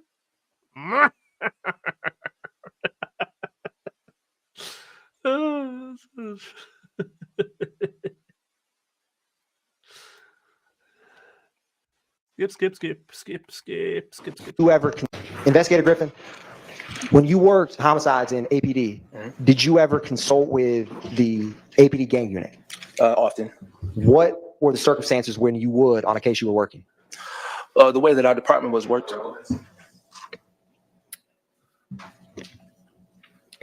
Sustained. You said this was September 26, 2015. Is that? Oh, sneaky prosecutor trying to embellish the gang units. That the APD's gang unit, seeing the people they put on the stand, current and former employees. Yeah, I understand why he wants to give them more credit, but seriously, those are a bunch of really stupid people.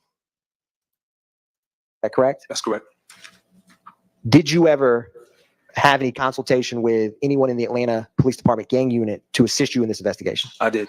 Without saying what they said, when was it that they began assisting you? Within the first 1 or 2 days of the initial investigation. And after consulting with them, what investigative steps did you take next? We went back to the hospital to actually go speak with Shaquoia Duncan and Shannon Jackson, and I brought those detectives with me to assist. Without saying what anyone said on this date, were you able to speak with both of them? I was. What other personnel, detectives, were with? It's almost as if it is common practice to go to the hospital and talk to the injured people. Isn't that strange, folks? Remember way back, when, who was it? Yeah, I don't remember. A person who is either a witness or a co-defendant or whatever, went to the hospital, and there are reference to somebody going to the hospital and talking to them. But the prosecution successfully argued to Judge Glanville that, well, since there aren't any reports, the defense can't prove it. Even though it referenced this in this other report, they can prove it. So we don't have to do anything. Was that Woody? No, that was earlier, wasn't it? That was during the laundromat incident when a car got airborne and smashed into a laundromat. You when you went to visit them? With me was Detective Dennis, Detective Gaither, and Detective Edwards. Oh, After that Stooges. secondary follow-up at Grady, Mhm. what did you do next in your investigation? Again, tried to go hand out flyers in the community, just try to elicit any help from anybody. And so again, I spoke to a lot of different people who knew the family of the deceased, and of course knew the surviving victims. Now, let me ask you this. Were you ever able to establish a location of where that vehicle may have been before where it was found at the crime scene? Yes, I was. What was that location? The address was 1192 Prior. That is it's like a Chevron, JJ's Chicken, and I think there's another restaurant right there. Now, were you ever able to, or did you try to get any surveillance from that location? I did. Part of those investigative steps, myself and another detective went to try to find cameras in all those businesses, and we were able to find some cameras in a few of those businesses over there. Without saying what anyone said, did you have any information or possible directions to go from your conversations at the hospital before getting that surveillance? I'm sorry, can you repeat that? Did you have any, without saying what anyone told you, did you have any possible leads for what you would be looking at in that surveillance video when you obtained it? Yes, a specific vehicle was of interest to me. Now, when you obtained that surveillance video, did any specific vehicle stand out to you in relation to the vehicle that T.R. Jones was in? Yes, specifically a red Camaro. Now, did you do any investigative work on this red Camaro? I did. What did you who had that red Camaro? I found out that the vehicle was actually owned by Enterprise, and it was rented to a young lady by the name of, excuse me if I mispronounce her name, Artillian Bennett. Sustained. Now, Detective Griffin, in your investigation, did an Artillian Bennett ever come up? It did. And did you ever come to learn where she lived? Yes, I did. Where did she reside? An address off of Your Honor, I'm not asking what anyone told him. Investigator Griffin, are you familiar with the Trestle Tree Apartments? I am. How are you familiar with them as an Atlanta Police Department homicide detective? Well, specifically with this case, that address popped up, and I drove over there a couple of times. So you physically went to that address? I did. What street is that address? I don't know the address, but the street is Confederate. And was that street, and specifically Trestle Tree Apartments, of note to you when you were looking into Artillian Bennett? Yes, it is. Now, after getting that surveillance video, was there any suspects, or let me ask you this. That red Camaro, what was significant about that car in relation to the vehicle that T.R. Jones was in terms of the people in that vehicle or what they did in relation to the vehicle? Could you say that one more time? Yep. I'm sorry. What stood out to you about, was there anything suspicious about the people in and around that red Camaro that stood out to you? The people did. The people stuck out to me. Again, just from looking at the surveillance videos, their interaction with Tiara Jones and Ms. Shakoya Duncan. Now, is there any restaurant at that location? Yes. What restaurant is it? The one specifically that was of note is JJ's Chicken. And was anyone in the vehicle with Tiara Jones inside that restaurant at any point? Mr. Shannon Jackson. And were you ever able to locate any other surveillance video other than at that location? Other than that location, yes, And did that assist your investigation? it did. Can you So he worked with Gaither, with the Three Stooges on this case.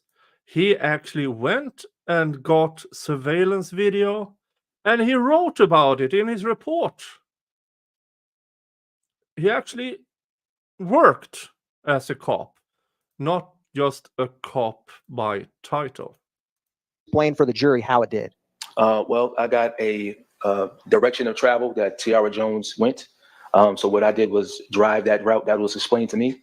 And any place that I found cameras, I reached out to the place of business to see if we can try to get surveillance footage. Your Honor, I'm approaching the witness with what's been marked as 25 Triple Delta Papa.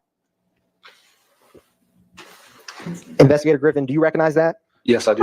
And what is that? This is a snapshot of a route that I took and I put in my police report. Is it a fair and accurate depiction of what you created in this investigation? Yes, it is. Your Honor, at this time, the state moves to tender into evidence 25 Triple Delta Papa. It's a minute. And Your Honor, publishing that exhibit for the jury. Okay. Now, Investigator Griffin, I want to see if I can find this old school pointer. And Your Honor, if I may, does the court by chance have? Yeah. Unless you know about something exceptional, I'm skipping to cross-examination.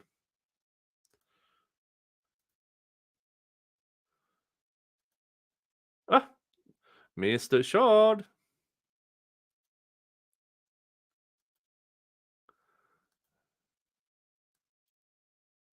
And submitted to the district attorney. Those going. I think it's.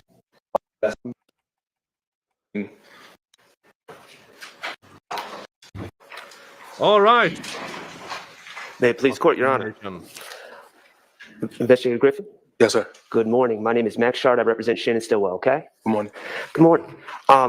At some point, I may ask you about the interview, the November 2nd interview with my client. Can I bring up a transcript? I don't want you to read it, but if you need to refer to it, I want you to have it. I appreciate that. Thank you. May I approach? You may. So,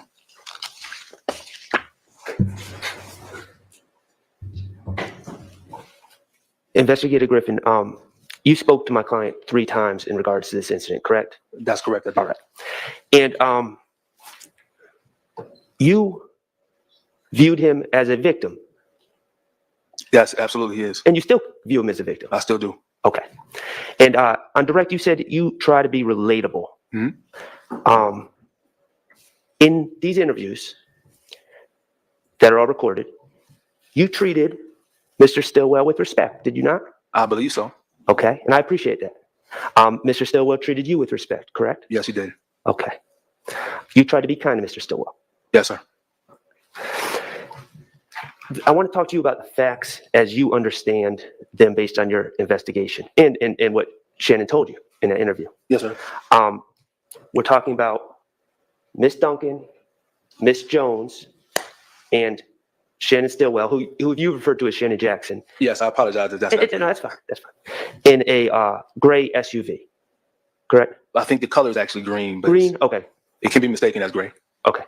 And what make and model is that car? It was a Mercury Mountaineer. I don't know the year though. Okay, that's fine. So they're in a Mercury Mountaineer during this incident. That's correct. As you understand it, the lead up to this incident is Mr. Stillwell and Miss Duncan had at that time a 10-month-old daughter together, correct? That is correct. Okay. And as you understand from your investigation, the plan was for Miss Duncan to come pick up Shannon, and Shannon was to go watch the baby at his grandmother's house, correct? That is correct. And his grandmother lives, I don't want to give addresses, but the south of Grant Park, I don't remember, but if you say that's what it is, I don't remember. I'm sorry. a couple miles from JJ's Fish. Yes. Okay. And so Miss Duncan had asked Ms. Jones to drive her to pick up Shannon on Lakewood Avenue. That is correct. Okay. And Ms. Duncan and Ms. Jones are friends or knew each other prior to this incident. That's also correct. Okay. And your understanding is Mr. Stillwell did not know Ms. Jones prior to this incident.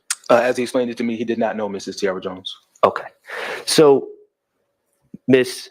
Duncan and Ms. Jones is driving her green SUV. That's correct. And they pick up Shannon at Lakewood and they decide to stop at JJ's Fish.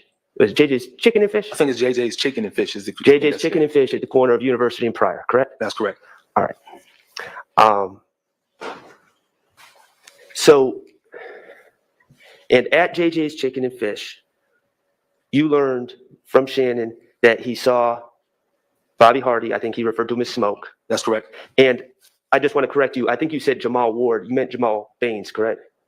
No. Oh, it was Jamal Ward? That's correct. Also Merle? Yes. Okay.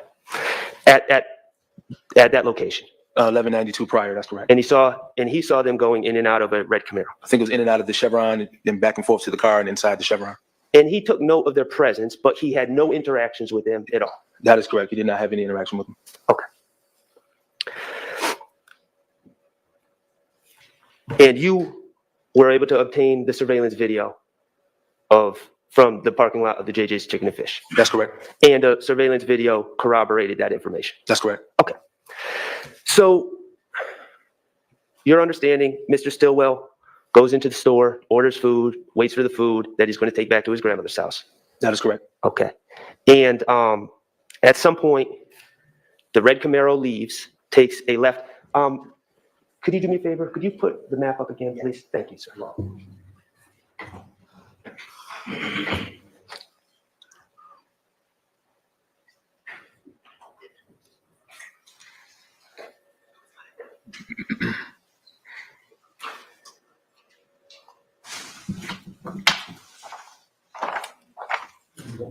Yeah, no, it's fine.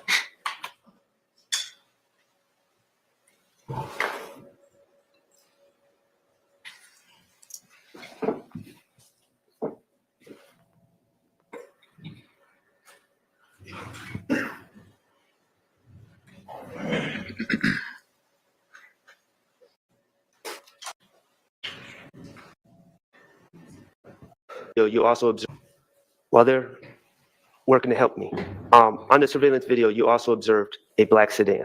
That is correct. Okay, and it is an older model black sedan. Mhm. And this black sedan on the surveillance video, you tell me, was it interacting with the red Camaro? And interacting in the sense that people got out and going back and forth, I don't recall. I don't think that's what I saw. Okay. At some point on the surveillance video, and according to the witness statements, that red Camaro, while Mr. Stillwell, Miss Jones, and Miss Duncan are still at the JJ's, takes a left out of the parking lot and goes south on Pryor, correct? That's correct. Okay. And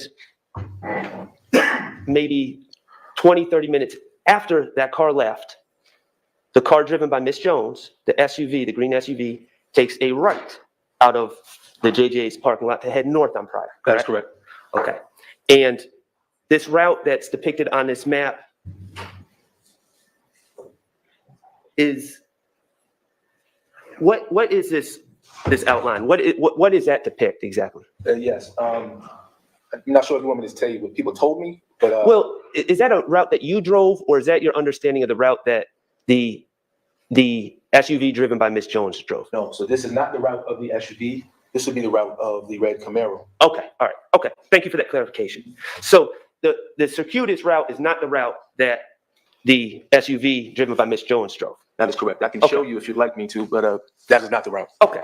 The bottom line is your understanding the SUV was traveling eventually to Mr. Stillwell's grandmother's house.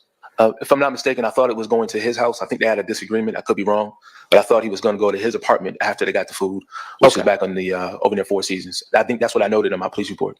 Okay. All right. Do you disagree that, and I don't want to talk about specific addresses, but Okay. Mr. Jackson gave you, Mr. Stillwell gave you the number of his grandmother, He did. and he told you he lived with his grandmother. If I think on two different occasions, yes, he told me he lived with his grandmother, but another time He told me he was concerned about getting his house shot up and his grandmother. So I'm not sure if that meant because he lived with his grandmother or if it's two different dresses, but I am of that opinion initially, yes. Okay, so your understanding is this SUV is traveling in the direction, Ms. Jones is traveling a route that was being dictated to her by Ms. Duncan. That's correct. Okay. And in this route, suddenly a car speeds up behind this SUV that has Mr. Stillwell in the backseat. That is correct. Okay. And the engine's revving. That's correct. Okay. And there's high definition lights that led Mr. Stillwell to believe that that was the same car he saw in the parking lot of the JJ's. That's correct. Okay. And then immediately, well, almost immediately after speeding up behind, gunshots ring out. That's also correct.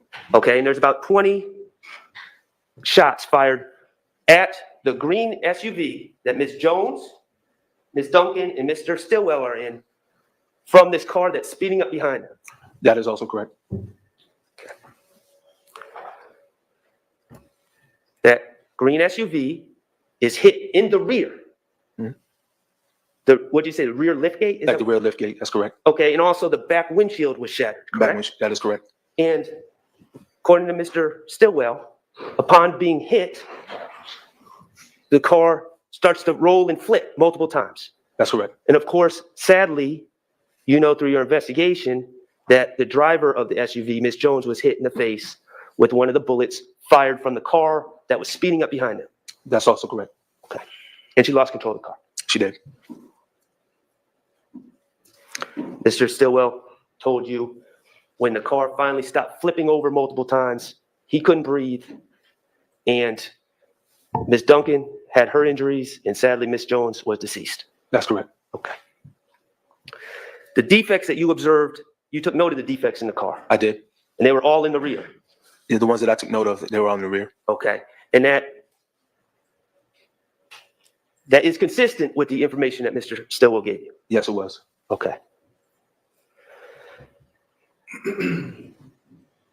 You collected shell casings, I think approximately 12. 12 shell casings, and they were all from what kind of gun? The caliber was a 7.62 caliber. Okay. And the gun that you found on the scene is not the type of gun that would shoot 7.62 caliber ammunition. That is correct. Okay. And there was no other shell casings found on the scene from any other guns. No other shell casing, just Yeah. Never fired back. No shell casings other than from the perpetrators. the ones that I mentioned. There is absolutely no evidence at all that any shots were fired from that green SUV, is there? No evidence at all.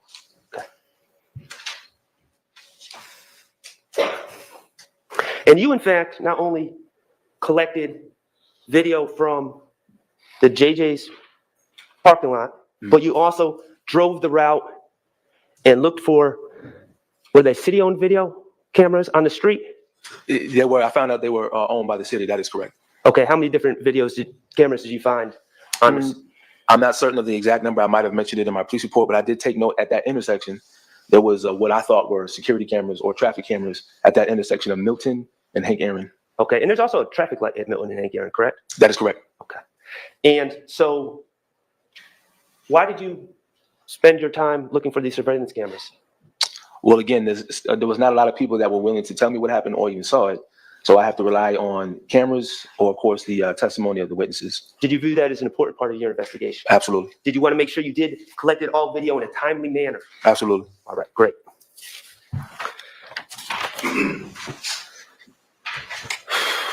Okay, the injuries sustained by the three victims in that green SUV. Miss Duncan, who was in the passenger seat, suffered a fractured leg, correct? That is correct. And that was, to be clear, that was from the car accident, the car flipping multiple times, not from gunshots. That is my understanding. It's from the accident. My client, Mr. Stillwell, suffered fractured ribs, Yes, he did. collapsed lung, and when he went to go see him, he had back injuries. The hospital had to actually insert a tube into his back, correct? I didn't know the last part, but I think you were telling me that. I knew about the first two injuries.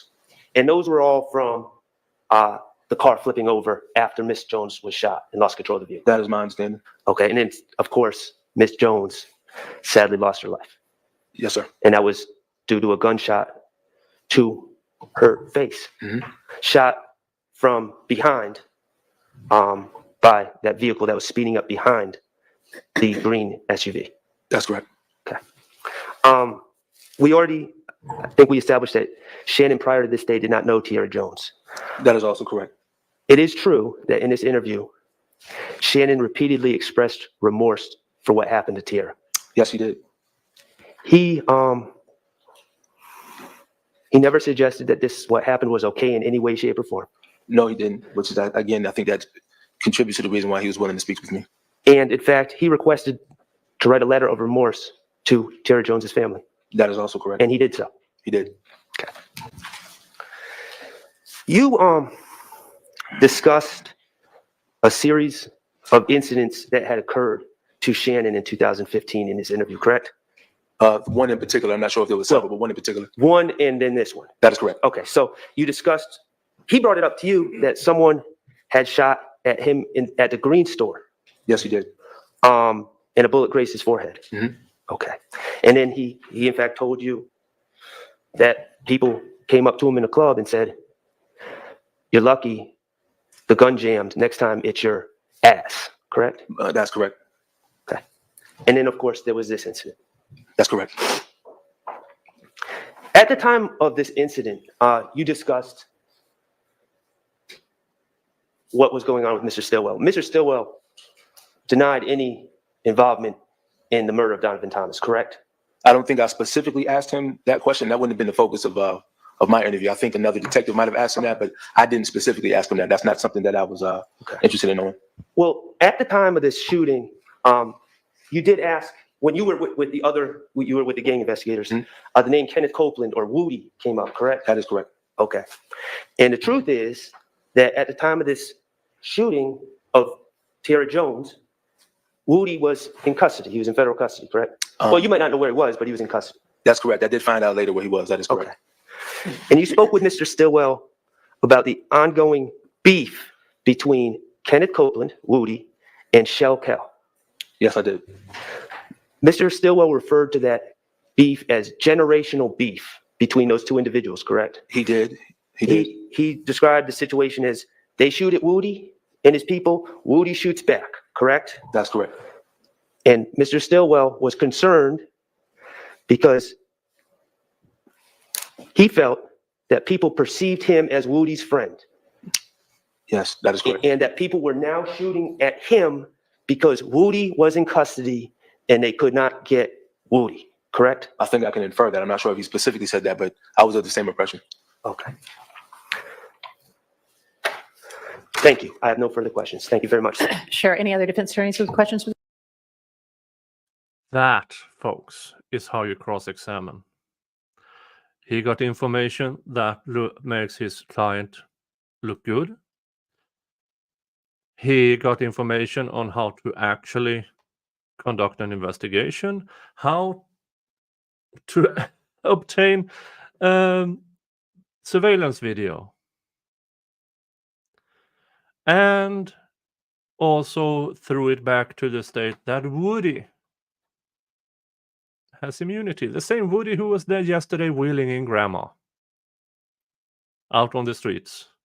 No, I like Woody. I really do. But these guys, Mr. Shard, everybody on the defense, they are there to defend their client. They have no issues throwing Woody under the bus because Woody has immunity. So, yeah, this was beautiful cross-examination. This witness? Yes, Your Honor.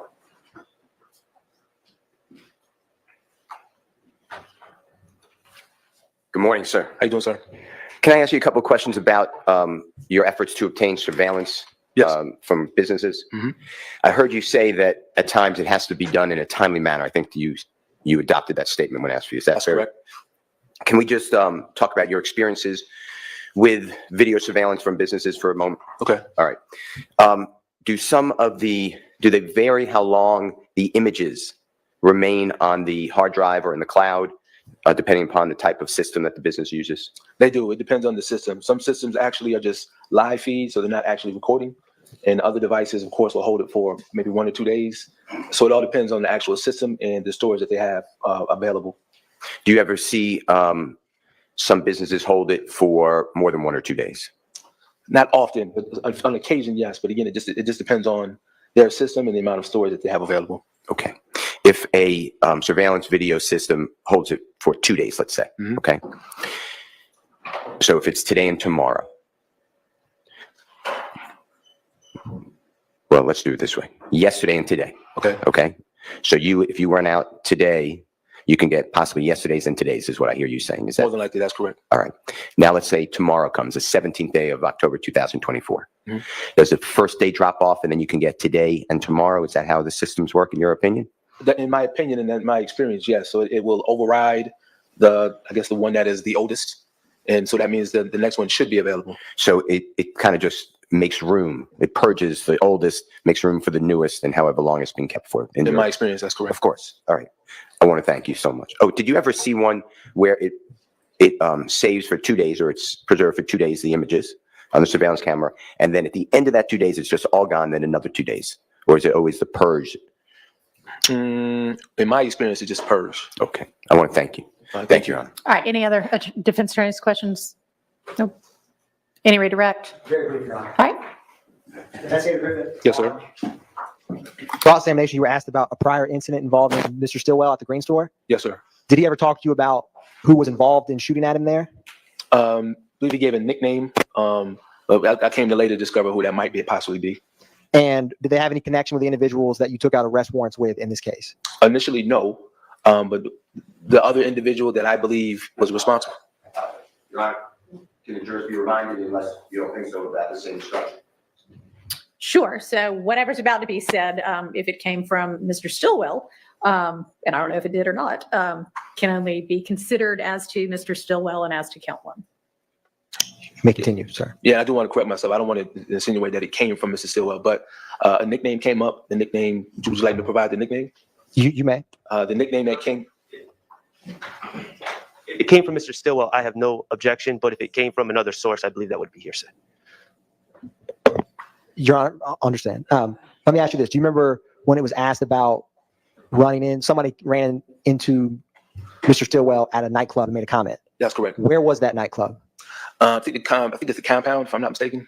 Who was it that made that comment to him? That he told you, that Mr. Stillwell told you? He used a nickname of Stewie. And was that Stewie a nickname that came up in this investigation? Later on it did, yes, that's correct. And what was, from your investigation, did that Stewie ever appear on any of his social media? Yes, he did. And was that individual, who were they associated with on social media? The individuals that I pointed to earlier. So there's pictures with Mr. Kelvin Watts and Mr. Lewis. And in your conversations with Mr. Stillwell, did If Gang ever get brought up? Well, my conversation with him, no. Did your investigation that ever come up? Yes, my investigation, yes, it did. And in relation to surveillance videos, have you had a lot of surveillance video systems that have came up in cases that you've worked? Yes. And on cross, you were asked about how they're saved or how long they are retained. Do you remember that? Yes, I do.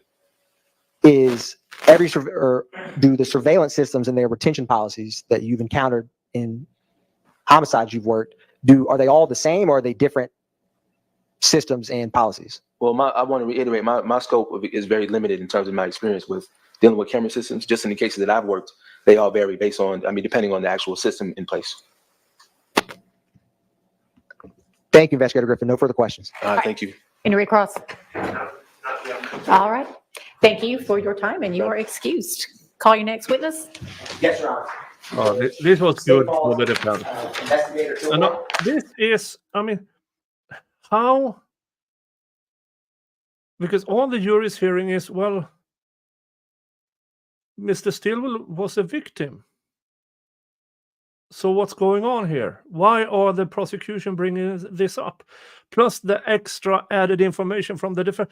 This is why I'm getting more and more confident in that the prosecution is throwing in things and they have no idea whatsoever how it will turn out. They are making stuff up basically on a daily basis.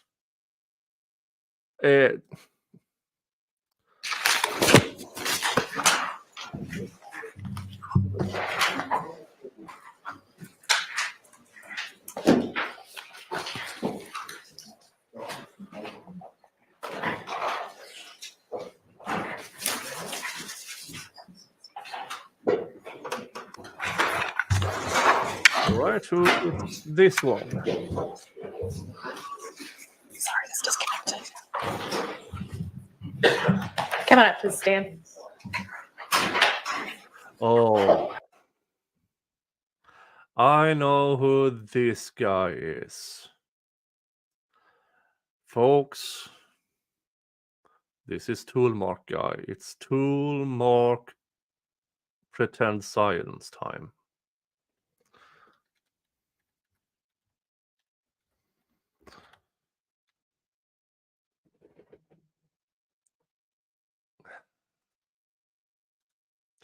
Now, I will give you an example how weird toolmark science is, and it is quite recent. I had a discussion not long ago about toolmark being a crap science.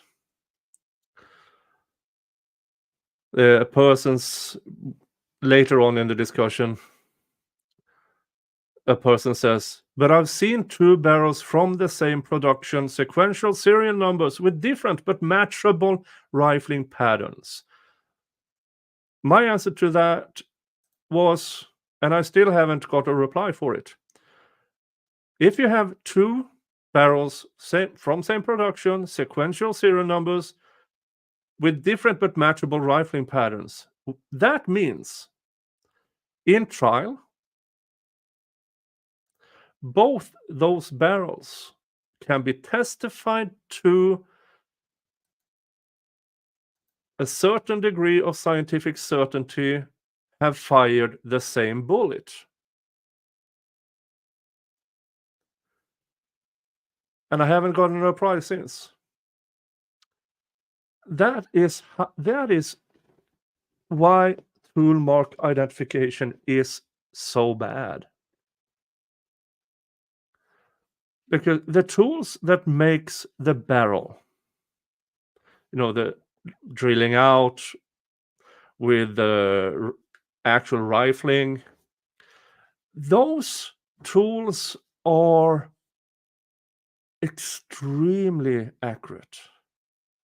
And unless maintenance and some damage, they just go on. So you can have thousands of barrels, tens of thousands of barrels, basically identical, or with enough, as this other person said, enough for them to actually match.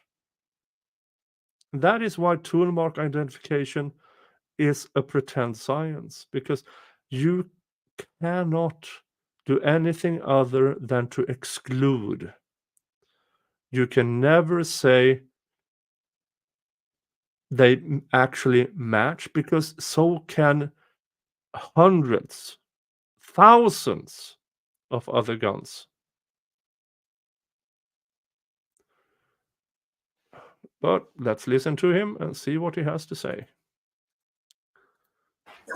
Morning, Your Honor. Good morning. Raise your right hand. You swear firmly testify to give the truth, the whole truth, nothing but the truth. I do. State spell your first and last name for the court's knowledge. Yes, it's Investigator Jennings Kilgore. It's Jennings Kilgore. Good morning, Investigator Kilgore. How are you? Good morning. Wonderful. How are you? I'm good, thank you. Would you tell the jury where it is that you currently work? Yes, I'm currently employed with the Atlanta Police Department Crime Lab. I've been there for going on 32 years. I've been in the lab for about 18. All right. What do you do at the Atlanta Police Department Crime Lab? We run the NIBIN system. So NIBIN is the National Integrated Ballistic Information Network. Now, what does the NIBIN system do, that National Integrated Ballistics Integrated Network? Integrated Network. So it is a conglomerate of currently 370 computer systems throughout the country. What we do is we take test-fired cartridge cases from crime guns and also cartridge cases from crime scenes, and we put those in the system, and it's an HD 3D imaging system that scans those, and then it searches a database to see if it can find any matches or similarities. Okay. Now, when you say it takes these cartridge cases and takes a scan of it, a 3D scan of it, Yes. this machine, do you have to be trained to use it, or is it something that I could walk in off the street and do? Yes, the basic training on it is a 40-hour course, and then to be able to view the results, it's another 40-hour course after that. How much training? So, with 2 weeks of education, you can be a toolmark guy. And computer systems, I know, with everything going on, yeah, it all depends on how it's programmed and who programmed it. How, for instance, when we talk about, let's talk about fingerprints for a while. Well, for a bit. There. You know, fingerprints.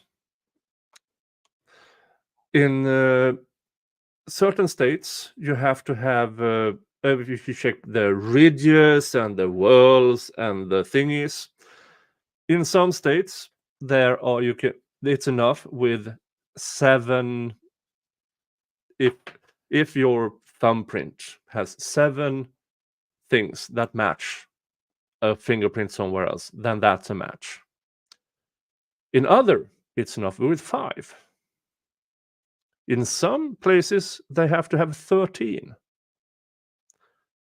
And others, less. And it's all down to subjective identification by a person.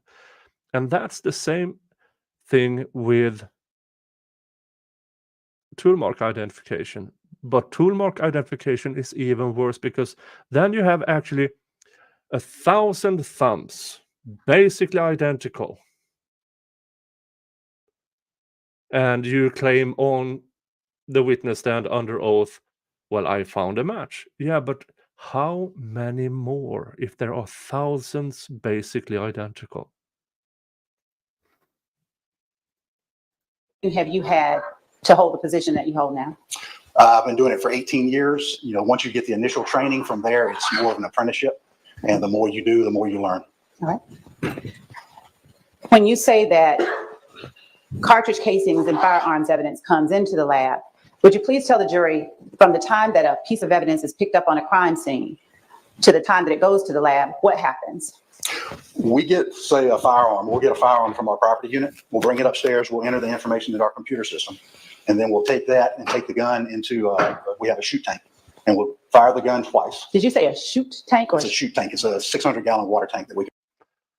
Yeah, that is how they compare often. If there is a known gun. And then they shoot into more or less a water tank. But water, water, I mean, humans, what are we? 70% water. But we also have bones, we have muscles, we have fat, we have stuff. How do you compare a bullet blasted into water with a bullet that have been bouncing around on hard concrete through a human into a glass window? It's subjective, folks, and that is why it's not a science. You fire the gun into it. So we'll shoot it in that, and then we'll collect the cartridge cases, and then we'll take those cartridge cases and put them on the knifing system. Why are you shooting firearms into a tank of water? What does that do? Well, it enables us to collect the cartridge cases. But we don't have to go somewhere to a range to do it. We can do it in-house. And then we're also able to collect the bullets if we need them to hold those. And once you do that, once you shoot or fire the firearm into the shoot tank, what happens with that piece of evidence? Once we've entered it into NIBIN and we've completed it, we'll do a report on it, and then we'll take it back down to our property unit, and they'll keep it for safe storage. Would you explain to the jury what it is that is being compared or looked at when a piece of evidence is put into the NIBIN system? Yes, the NIBIN system has a complex algorithm that takes multi-factors into account. It takes the caliber of the cartridge case, it takes the diameter of the primer, it takes the diameter of the firing pin impression, and also there's fine microscopic markings on it, striations, so that appear when it takes the pictures. There'll be a light color and a dark color. So it takes that all into account, assigns it a value, and then it sends that information to the data concentrator. And that's where the computer searches to see if it can find other cartridge cases that are similar to that. So if the machine is doing the work, what is it that you're doing as the NIBIN technician or the director of the NIBIN center? Once the results come back, then we have to go back and physically look at the images to see if we also see what the computer saw, see if there's a potential match. Okay. Objective. Now, Objective. how many subjective. pieces of evidence have you scanned or have you entered into NIBIN during your time with the Atlanta Police Department? I've done just over 24,000 cartridge cases, And how many firearms have you scanned or test fired? just over 8,000. Are you the only person who works within the NIBIN lab at the Atlanta Police Department? No, we currently have 7 people doing it. All right. And are you over the 7 or 6 people? I'm not over them, but I'm the senior technician. Okay. When you talk about individual strikes, Don't remember if it is on direct or on cross, but there is some really, really interesting information about 2015. Oh. when you talk about those characteristics on the firearms evidence, would you explain in more detail what it is that's leaving those impressions on that piece of evidence? Yes, when a firearm is manufactured, the manufacturing marks leave impressions and stuff on the metal. And then when the firearm is fired, that imprint is left on the cartridge case. Bullets are the same with the barrel, but with the NIBIN system, we only deal with the cartridge cases. Okay. Now, are you able to scan unfired projectiles into NIBIN? No, we cannot do anything with projectiles. It's only cartridge cases. And are the NIBIN pieces of evidence that you scan, is your computer system connected to other networks so that you can see if there's a hit on other networks, or is it just the Atlanta Police Department? Yes, we currently scan the southeast region of the United States. Okay. And eventually it will be nationwide. Now, when you scan it and you have the piece of evidence already in NIBIN that you scanned, what happens if someone in a different region scans a piece of evidence years, decades later that might be a potential hit? Well, that's the thing with the NIBIN system is once it goes in there, it's always in there. So if something were to happen several years down the road and somebody entered that evidence, it would search against it and see if there's a potential lead. Are you notified when that happens? I am not. So how is it that law enforcement is made aware of those occurrences? The computer system is operated by the Bureau of Alcohol, Tobacco, and Firearms. Mhm. So they have a report called a NEST report. All right. Question from them. I heard the heat of the explosion might even make 2 bullets shot in sequence not matching, but I'm ignorant to the topic. I don't know. I wouldn't be surprised, because if you fire a bunch of bullets through a barrel, the barrel heats up. The barrel expands somewhat. Of course, the markings would be slightly different. So, yeah, say you fire a full mag. The heat from the first and the last will be substantially different. Oh, another. Nick, I was waiting for your rant on today bullet. Can they be used to exclude a matching bullet? Like here, we don't have DNA, but we can say it's not a dog one and potentially matching or exclude as matching. Oh.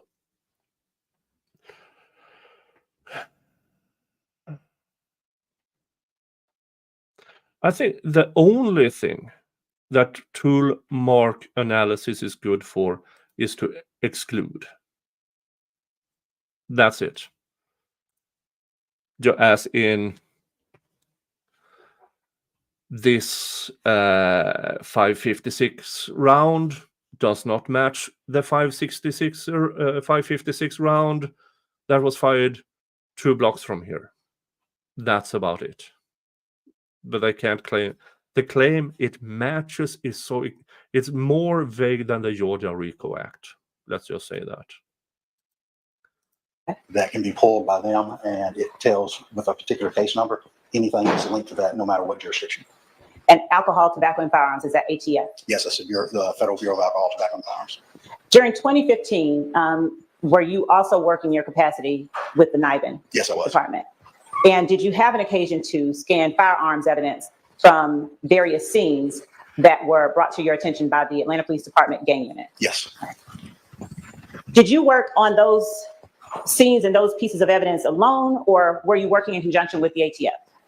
I was working those alone when they came in, and then I think the ATF came and got the evidence from property, or one of our investigators would come get it.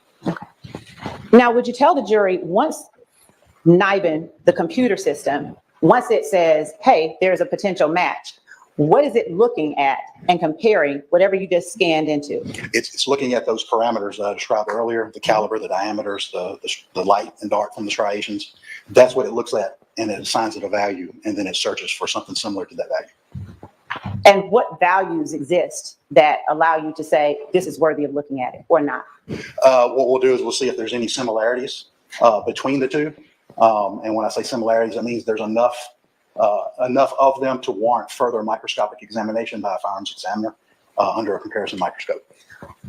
What is enough of them? What is it that you're looking for? Well, when the striations match up, it's like putting a puzzle together. You can just see how the striations line up, and they're very similar. So once we see that, then we'll do the report and notify the investigators that there's a potential lead between these two. Does NIBIN produce multiple matches to a single piece of evidence? It can, if there's multiple crimes, it can, link the cartridge case that's put in to other crimes that have already been entered. Now, when I'm talking about multiple matches, my question has to do with, does it link one particular piece of evidence that you put in to potentially 2 different types of evidence from other crime scenes? Does that question make sense? No. So if we put a 9mm in, it will search to see other 9mm.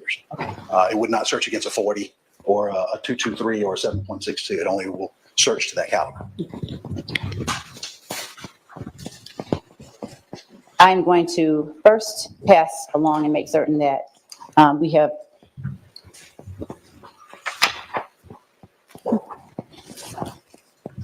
just one moment, Your Honor. The tapping in the background is sound crap from court. I can't do anything about it.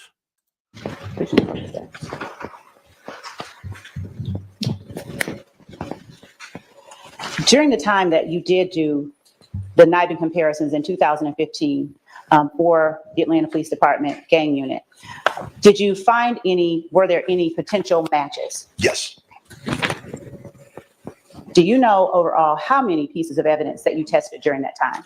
I don't have a complete number. There were in excess of 20 or 30 cases. 20 or 30 shell casings? No, some of the cases would have 50, 60, 70 cartridge cases on them. And but I'm talking about individual crime scene cases. And when you say 50, 60, 70 shell casings, do you have to scan each shell casing from a scene? No, one of the things we do is that we triage the cartridge cases. So if I were to get a big bag of cartridge cases in, say 20 cartridge cases, the first thing I'm going to do is separate it by caliber. The second thing I'll do is take that particular caliber and then look at the firing pin impression. There's different guns have different firing pin impressions. Could be circular, could be elliptical, could look like a teardrop. So then we'll separate it by whatever firing pin impression, and then we'll look at those and see if we see any similarities, and then we'll group those as similar cartridge cases, and then we'll take one of those examples and put it on the system. Okay. And did you receive items of evidence from a case number 15008-3128?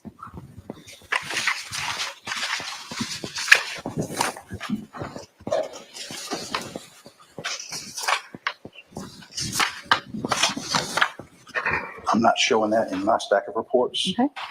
I'm going to show you what we have marked as State's Exhibit 5 88 Yankee. And I'm going to show it to the defense. Rico's here. Rico's here.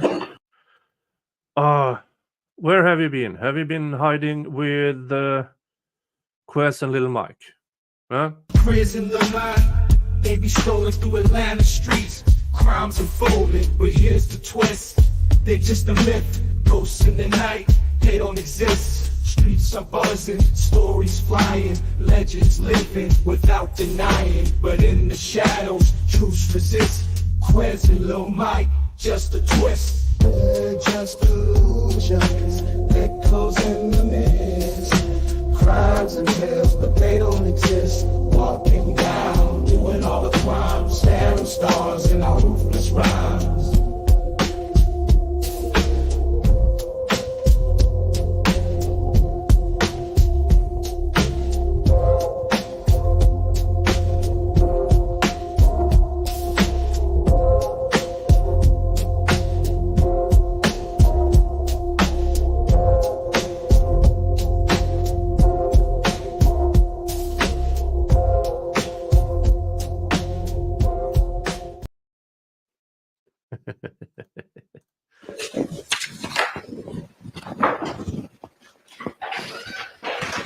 As well as 577 Yankee.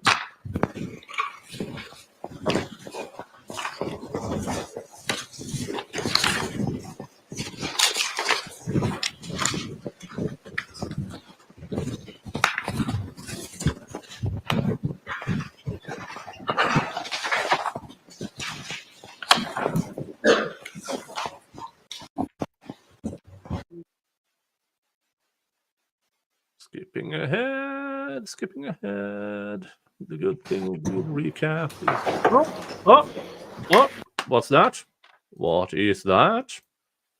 It is... sidebar. What do? We count it. Sidebar counter 296.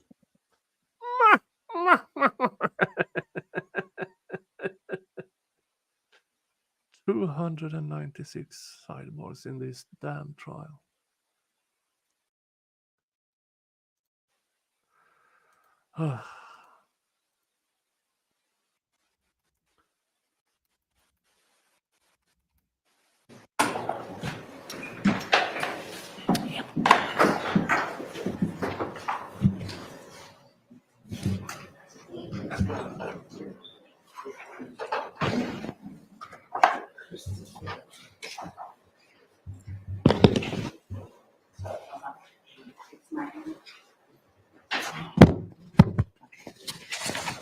And Investigator Kilgore, would you tell the jury when evidence is collected from a crime scene and more than one type of shell casing is collected at that crime scene, how does the NIBIN system distinguish a crime scene with multiple different types of evidence?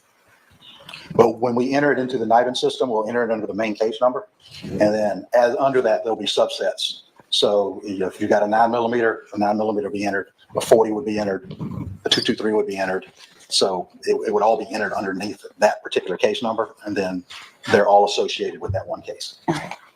And if, for instance, a 40 caliber shell casing collected from one crime scene produces a hit to a crime scene in Buckhead, and a 223 shell casing from that same crime scene produces a hit to a crime scene in South Fulton, will you get both of those hits on NIBIN?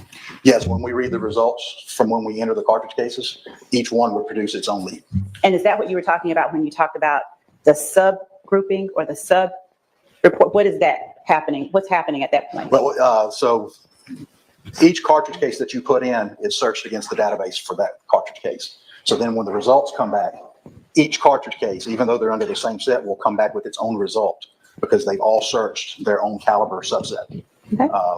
So it separates it out like that. All right. Now, in order to produce a report, what does the NIBIN technician or the investigator have to have done? Is that the person who would have test fired and looked at the cartridge casings after NIBIN has said, yes, there's a hit, or Yes. something So different? once we, like for a firearm, once we fire the gun, we'll take the cartridge cases, put them on NIBIN. We'll get the results back from NIBIN. And then at that point, we would generate a report stating that this was entered into NIBIN. And if, for instance, on the sheet listing the information about the incident, there are two different names. For instance, you have on one incident number, Supervisor U, for instance, and on another one, you have Jay Jenkins, but you're the one that authored the report. What does that mean? Well, if you're talking about a NIBIN lead report, so the NIBIN lead report, when you print it out, that's separate from our crime lab report. The NIBIN lead report is going to have both exhibits. So one exhibit will be whichever one, say if I put it in, and then the other exhibit will list whoever put that one in. Okay. Because like I said, we have 7 people working in the lab, so anybody could have put something in. But it's when you come back and do the correlations, if you're the one that finds the lead, then you're the one that prints out the report. All right. And when you're looking at correlation, Mr. Jingles, I believe, is asleep. And he's had an eventful day today. He caught a lot of mice and took one in, alive, of course. And so I had to spend some time finding the little bugger. So yeah, he is around, and if he chooses to, he will grace us with his presence. are you looking at the evidence under any kind of microscope? No, we're looking at the computer screen with the side-by-side images. All right. And in order, for instance, to get an exact match, do you send the leads out to the GBI or to the ATF for further testing? Yes, because everything we do is preliminary until it's examined by a firearms examiner under a comparison microscope. Okay. It's preliminary at that point. All right. Did you do a report involving incident 15118? And Your Honor, may Mr. Atkins approach to set up the easel behind the witness? Thank you. 15118. 1554. Yes. Okay. And what type of evidence were you looking at when you generated that report? We received a Diamondback .223 caliber pistol, serial number DB-1804561, and 14 .223 cartridges. All right. Now, was that Diamondback pistol recovered on the 118th day of 2015? Yes. And do you know anything about where it was recovered? I do not. All right. Do you know anything about particular people who may be enlisted in the incident report? I do not. We have a listed suspect of unknown when we received it. Okay. Is that for any particular reason? If at the time we don't have a suspect or there's not one listed, then we do not have one. When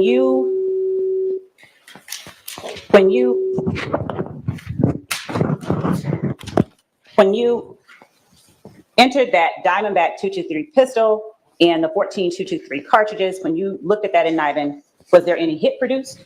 Yes, we had 2 potential leads on that one. Okay.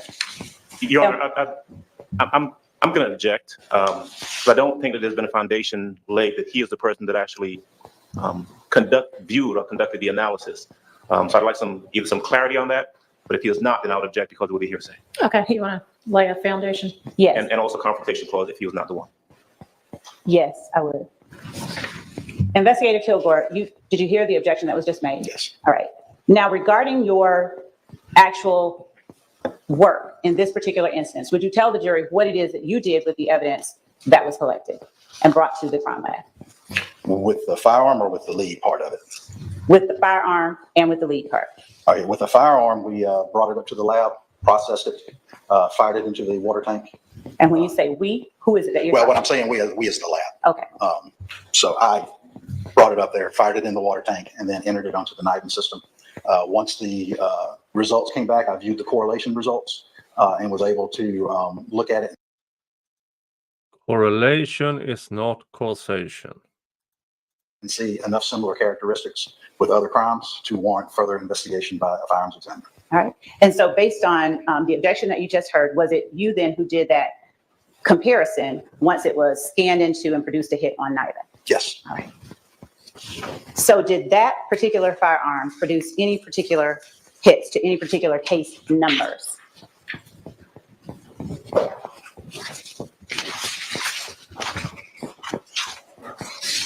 I am not showing that I get a lead on that particular case. Okay. All right. Did you also examine a firearm from incident 15127-0278? I did. Now, were you the person who did that comparison or examination after the NIBIN supercomputer produced a hit? I was. All right.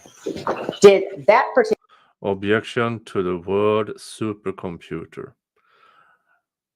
Supercomputer is something completely different. Now, do they have access to a lot of computers that are connected? Do they have access to a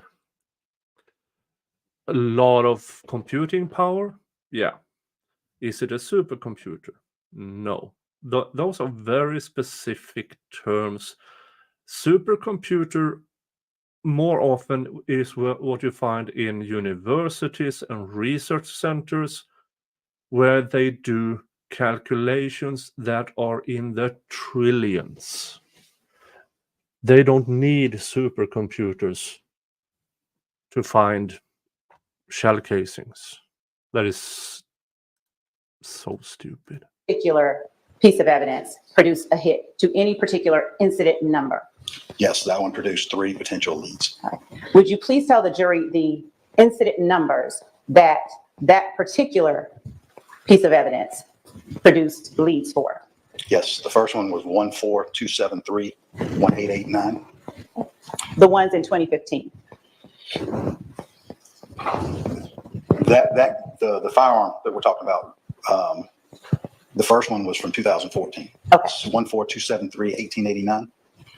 The second one was 15027-2672. And the third one was 15118-0462. All right.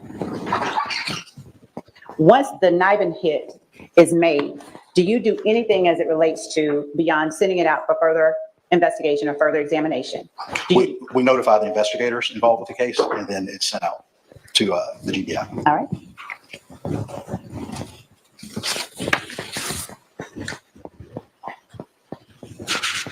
Did you examine evidence from a 15184? And I apologize, let me ask you this. When you're doing your examination, do you assign a unique lab number for the APD firearms lab? Yes, our crime lab generates its own number. So, and ours, it will start off with APD, then dashed in the year that we created it, and then it will have its own 5-digit number after that. And the APD lab number for the incident 15127-0278, what was that lab number? That was APD 2015-01555. Okay. And what about the APD lab number for incident number 15118-1554? That was APD-2015-01560. Okay.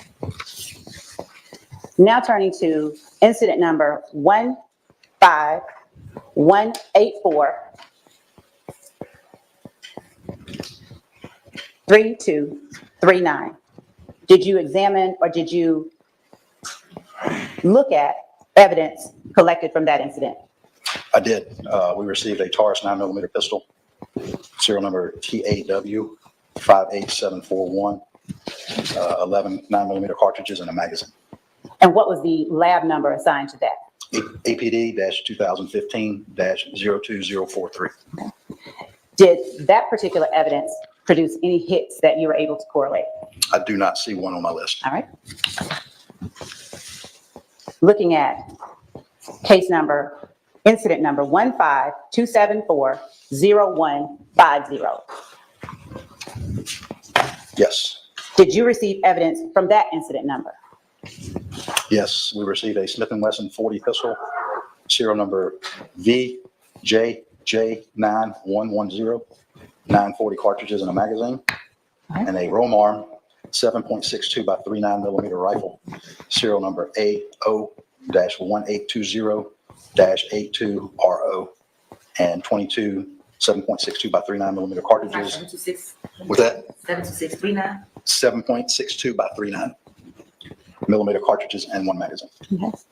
Do you have any way of knowing or recalling when it was that you received the evidence from 15274-0150? We received it at the lab on October 8th, 2015. And does the incident number correlate with the date of October 1st, 2015?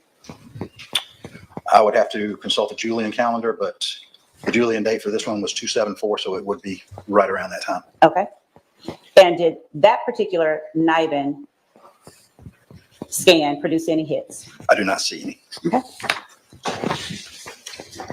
Did you also look at evidence from 15, and this is APD incident number, 15-118-0462?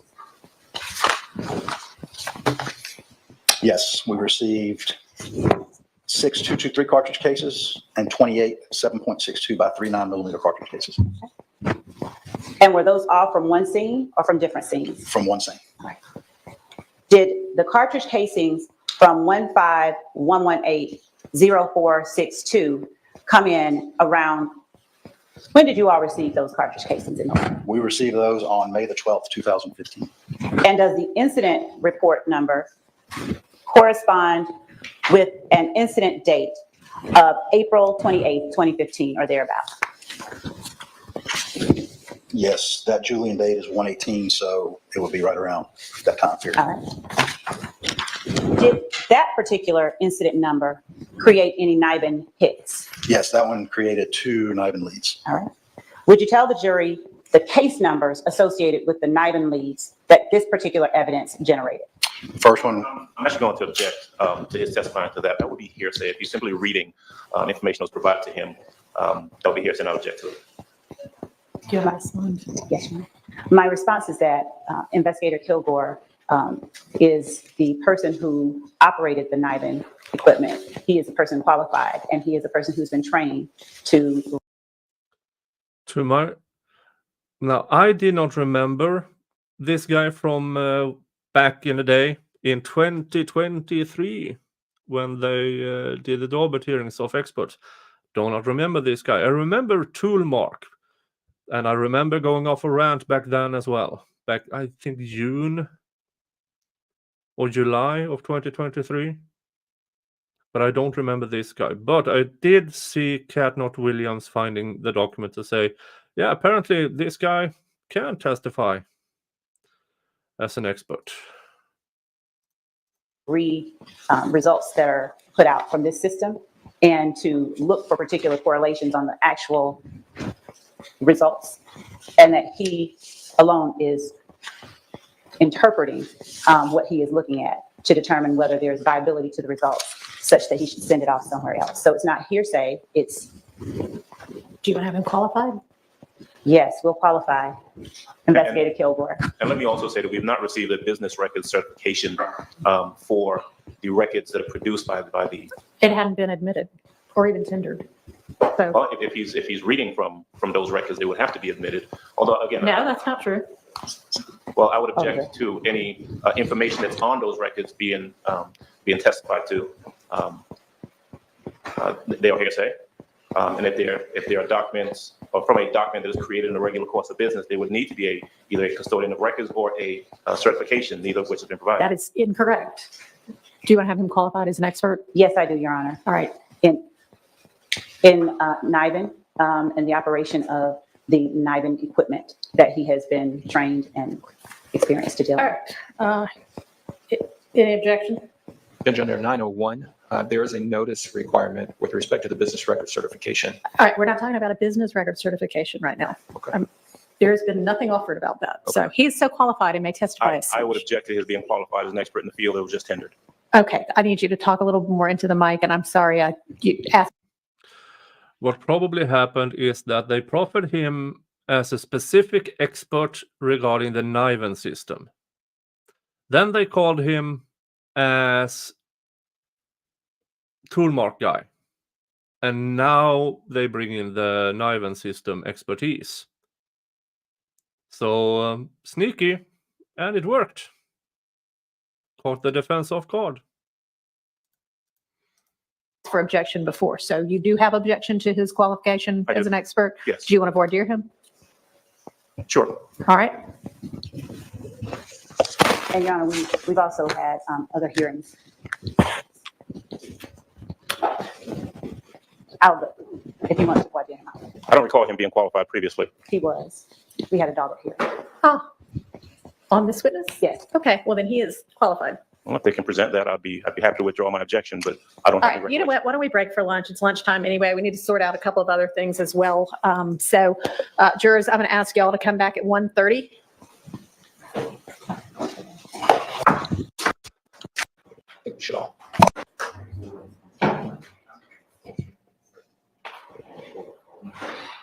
Yeah. I'm checking. I think we should all. Okay, yes, sir. Judge, I was just going to clean the record up. I said 901, I meant 90211, notice under business records. Okay, but nobody's offering something as a certified business record. So I think we might be getting ahead of ourselves a little bit. And Your Honor, I'm the one that actually examined this witness during the dog hearing. All right, so do you have anything you can point us to for like a date or an order or anything like that? Yes, that's what I was actually having our team do. Okay. And just to be clear, if he, I don't recall him being qualified previously. If he has been, and we do have an order, because we've got orders on everything. I just don't have my binder to those. If he has been so qualified, then obviously I'd withdraw my objection in regards to that. All right, and then what all did we need to sort out about, well, we can excuse the witness for now. We'll see you back at 1:30, please. Thank you. So what we were looking at, Your Honor, was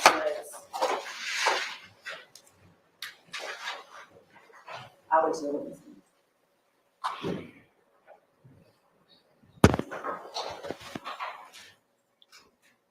Looking at were the reports that Investigator Kilgore just talked about and the entries. It's called a cartridge case image comparison exhibit information. Okay. That is generated when.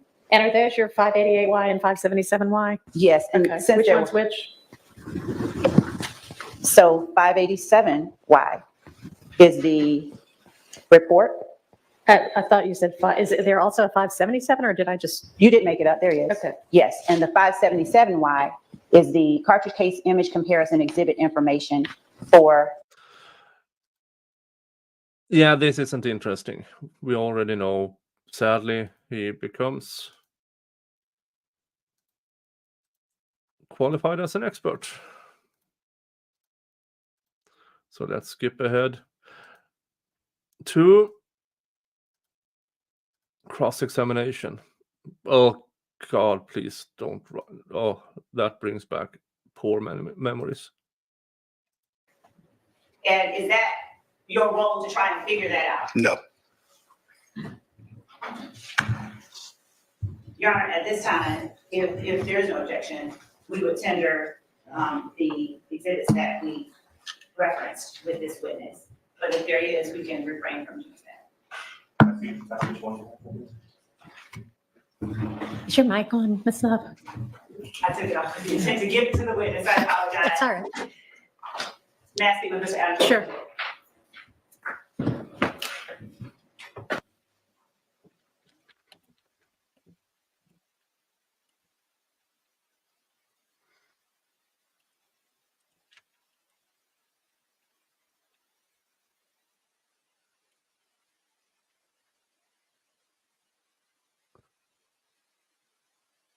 Skip. Where he testified as these reports as being cumulative of the witness's testimony, he testified to the same matters that are contained in the reports. Can I see, is it just like the one are they all essentially like the one I looked at before? Yes, All right, is there a response? Yes, Your Honor. A couple of things. You're getting the marked up ones that I'm letting Mr. Adams hold, but we're going to give intender clean copies of Sure. those. And as it relates to the reports, in as much as they are reflective of the evidence that he was performing the correlations for, I don't believe that especially where there's a picture, I don't believe that that is cumulative. It is representative. It's an illustration of the evidence and what he was actually looking at on the screen. So it seems like maybe, I don't know, these reports might be one thing, and then the things like the whole list of what gets looked at. Yes, Your Honor. And the picture might be another. I understand. So what we will do then is tender the IBIS track sheet that has the evidence that they examined. All right. And So, not the reports. okay. So you've got 3 pages for each particular, I don't know. Do you? Some of them are in a little bit of a Right. challenging order, but three particular Okay. items. You've got the report, you've got the. Right. Okay. So I would not have any objection to the IBIS in the photograph. photograph. The IBIS, I would add to my objection that it contains hearsay, to the extent that it has, findings and entries on there, I believe. It has, I'm sorry, what? Findings and entries, information on there that is from someone else as opposed to just Mr. Kilgore. So I object to the report, to the IBIS, but not to the photograph. Any response, Ms. Love? Yes, Your Honor. The correlation was done by Investigator Kilgore. The photograph is reflective of the evidence that is listed on the IBIS track report. And in as much as one sort of describes the other, we would ask that both be admitted and they are not hearsay. Can I ask you a question? Investigator Kilgore, the things on the IBIS track that are like the firing pin outline and inner and outer outlines, is that something that a human being puts in, or is that something that the IBIS, whatever it, or the NIVEN and IBIS generate after evaluating on their own as supercomputers or whatever? The firing pin outline and the breech face outline and all that, Uh-huh. when the computer is taking the images, it has they have circles And that then go on there. spitting out that information. So when it takes the picture, it's measuring the diameter of the primer, the diameter of the firing pin impression. So that's the measurement that the computer does, so it's automatically generated. I'm going to overrule the hearsay objection then. So not the reports, but the pictures and the IBIS, those documents are admitted over hearsay objection. All right, I'm going to hand all these back and y'all can sort out what actually goes in. Sure. All right, is there cross? All right. And look at that. Mia Reddivan, sorry for butchering your name, became a member. Yay! That brings our grand total to 49 new members today. Congratulations to you. Thank you so much.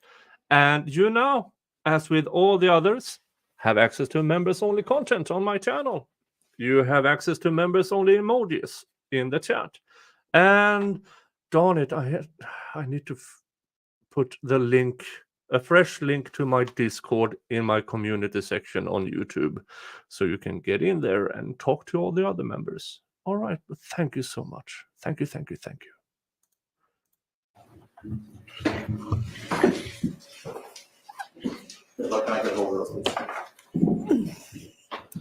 And Your Honor, I'm giving these to. Okay, and so the A's and the B's would be the things that are for my records, or why don't y'all just, even at the end of the day, you can tell me what it is. That'll be fine. That'll work better. And Judge, as I passed the witness, I was demonstrating with the witness the photograph, what they're looking at. I Right. can do that on redirect with court's permission, Mr. Adams. Okay, that's fine. However, doesn't matter. That's fine. All right, may I proceed? Yes. All right, Mr. Kilgore. Yes, sir. I've got just a couple questions for you, if that's okay. Okay. And you and I have had a chance to chat briefly about these reports that you have in court with you today. Is that true? Yes, sir. All right. So I want you to help me, if you can, to just kind of break it down, because you've testified for a while, but I think, and you correct me if I'm wrong, that we can kind of simplify it this way. You are not a firearms examiner. I am not. Okay.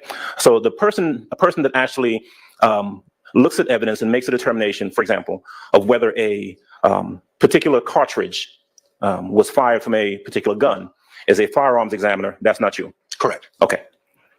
In your capacity, and you work for APD. Yes. Right. You work with their lab. Yes. All right. What you do, if I heard you correctly, is that you receive items of evidence tied to particular cases, right? Yes.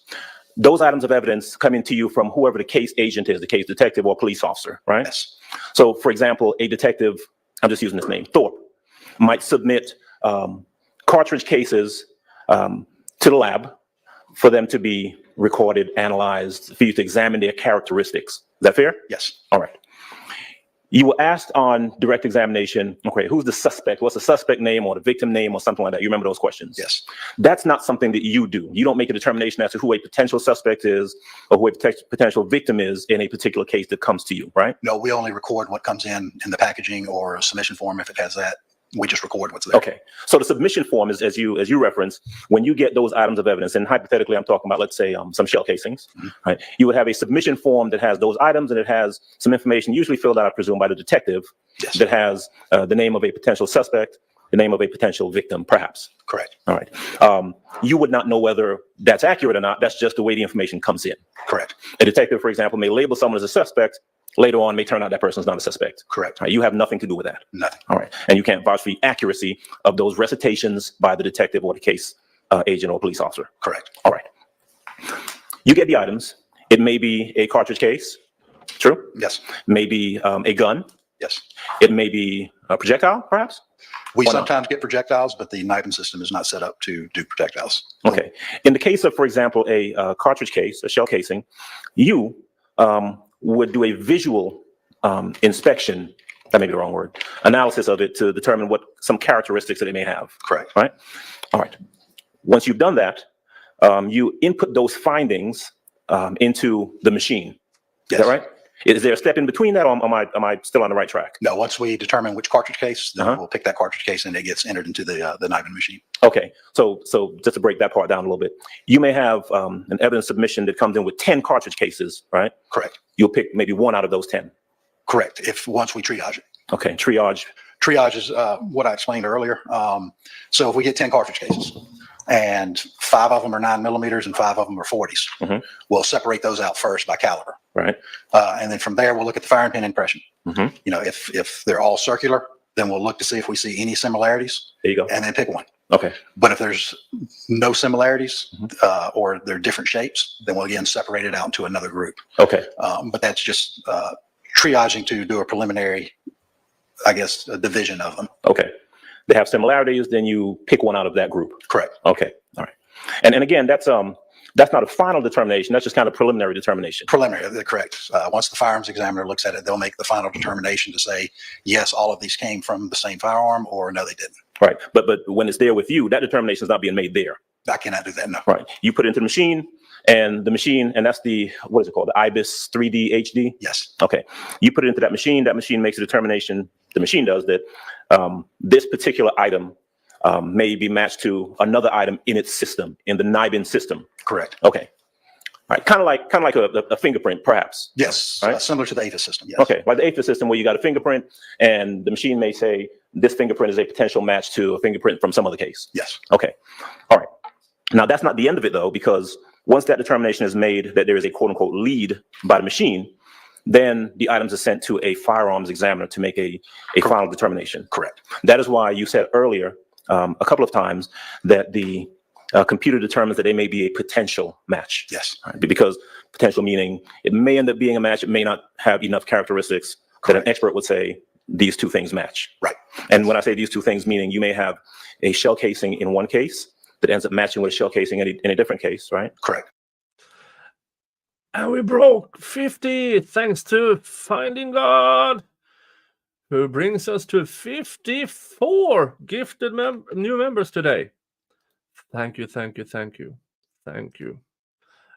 Now you also have access to all my members-only content, members-only emojis, and I need to get the link to Discord in the community section on my channel. again, thank you so much. Thank you for the huge support to my channel. Thank you. Meaning that those 2 shell casings may have been fired perhaps from the same gun. Correct. All right. As Ms. Love asked you, the results, the potential or preliminary results that you get do not tell you who possessed a particular shell casing or firearm, right? Correct. Don't tell you how or when that shell casing, that bullet, or that gun was used, right? It doesn't tell you, even if there is a potential match, one case to another, that that item, let's say a gun, was used by the same individual in one item versus the other. Correct. Okay. All right, give me 1 second if you don't mind. May I have a second, Judge? Sure.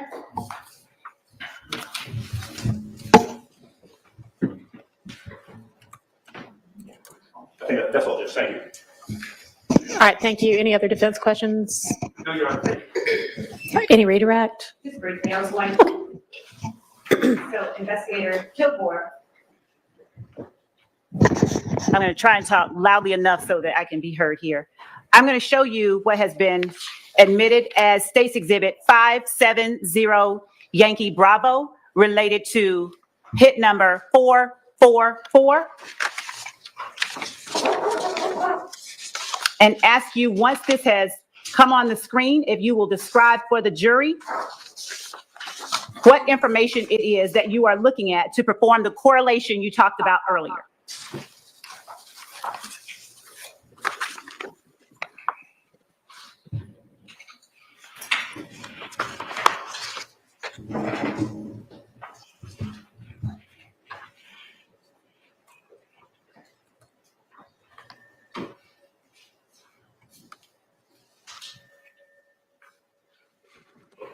Skipping. Jury, what the information is that we are looking at. I Just don't care. And they took a break. We are sorry. We are entering the last hour, I think, of today's trial. And I keep skipping forward. Who let the dogs out? Boom, boom, boom, boom, boom. Come on. That's a long break. Now let's see. That was a long break. Let's skip ahead more.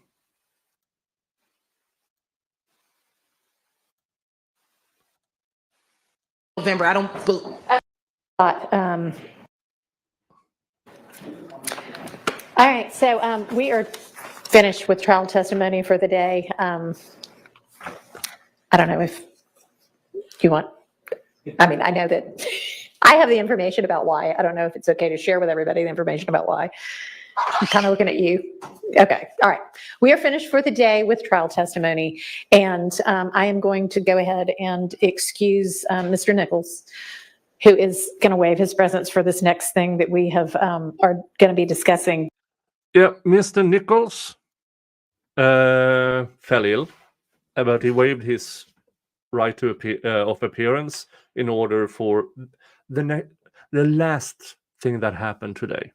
But first, Mia, thank you for your $10 super chat. Says, I really love your commentary. Do you think this should continue? No! This should have ended with Judge Glanville getting yeeted. And everything that happened since that day is every day this trial continues is a waste of time, waste of resources, waste of taxpayers' money, and an insult to law. Continues. I feel like this will be the easiest day of the century for the appellate court. I wish. Getting appeals are so hard. Less than 0.5% are successful. Less than 0.5%. Do this have enough? Yeah, it does. By far, in my opinion. But you never know what the appeals court or the Supreme Court. And even if it is successful, we are talking about years in prison for these guys. Years. I covered a case from 2012 because that was Miss Love's case where she lied to the jury, lied to the court, and got away with it. That guy spent 5 years in prison before he was granted a new trial, and that judge said, "Yeah, he didn't even commit a crime." What happened was a meth head had an argument with her boyfriend, started driving down the street and hitting pedestrians, pinning them to complete lunatic. And this guy, in order to save lives, fired at the car. And one of the bullets struck this meth head, killed her, and the DA's office back then still chose to prosecute. And he was convicted, not of the bigger charges, but enough to render him a lot of years in prison. Oh, culparistic. How many more witnesses do they have testifying due to plea agreement? I believe 3 more. Trying to figure out how many more chances they have to make this case. They aren't even halfway through their witness list, the prosecution. I believe we are at witness. Well, now we had 19 the other day. So now we actually might be halfway through the prosecution's case in chief.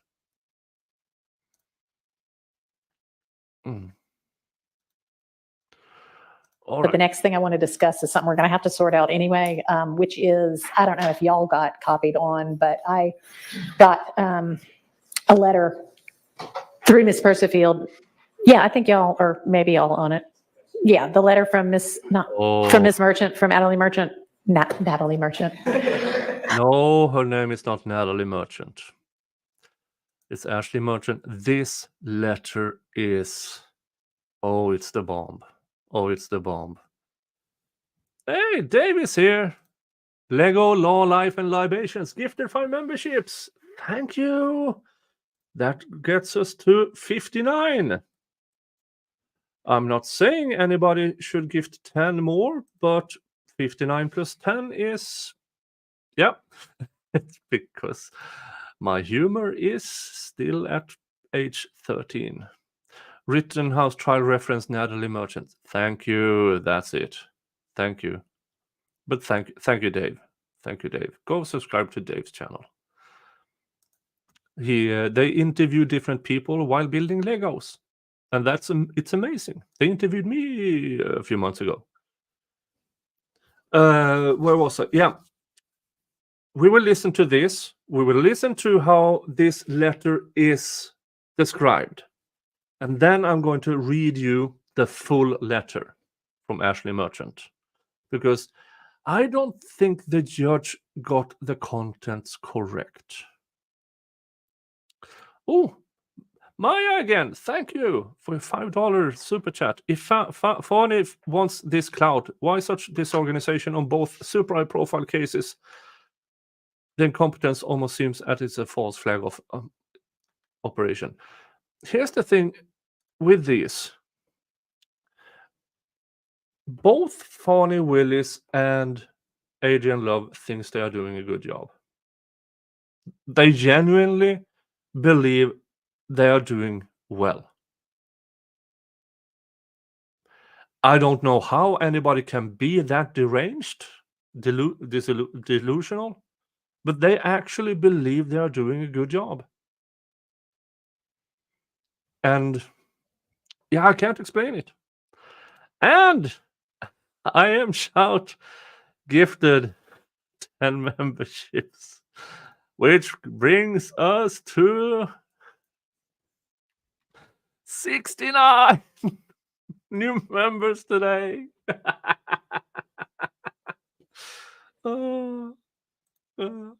Yeah, fart jokes are funny.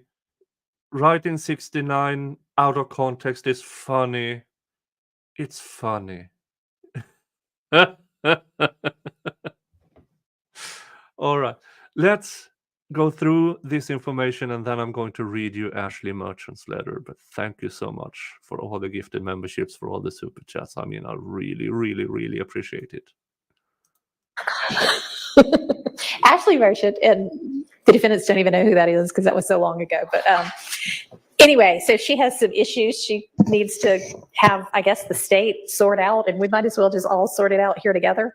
One of them is she's really not going to be available past, the 15th of November, and had apparently been told, and I guess we had, or the state had Mr. Arnold on the witness list for today, but she got told, I guess, by one of the investigators from the DA's office that it actually wasn't going to be today. It was going to be not for several weeks. And she just kind of, I think, is saying, could you actually give me a somewhat solid date on when he's going to be called? Are y'all able to do that? I mean, it doesn't have to be like, by the day. He was on today's witness list. Remember that. But, Your Honor, so prior to getting this letter, we thought that it would be maybe that week of Thanksgiving. However, given the letter, I think some of okay, our it cannot be the week of Thanksgiving. She is not available, which means he is not available after the 15th of November. So that's why we need to look. Miss Love tries and tries and tries. Oh, maybe back over then. And judge here. Now, I know she read the letter because she's not having it. No? You have up until November 15th. You have less than a month to call him as a witness. You already know that? No, I don't think we knew about what she put in this letter. We had some dates, I believe, up until October. And here Miss Love is lying. She's lying to the court's face again.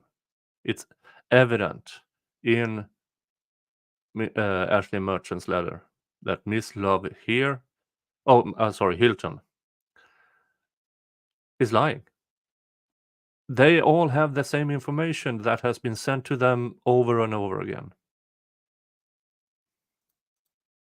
October, like these last few weeks, nothing passed. Nothing in November. I don't feel, and I haven't been the one primarily speaking with her, but my understanding is we knew dates up until the end of October, nothing until November until this Okay, letter. well, So we now now know that if y'all don't have him testify before November 15th, it's not really going to happen. Okay, so now that we know that we can, if you can give us a tomorrow, I think we can. If you don't have it on the stand by November 15th, it's not going to happen. Decide when. All right, and then with regard to, I don't know if y'all read it yet, but she's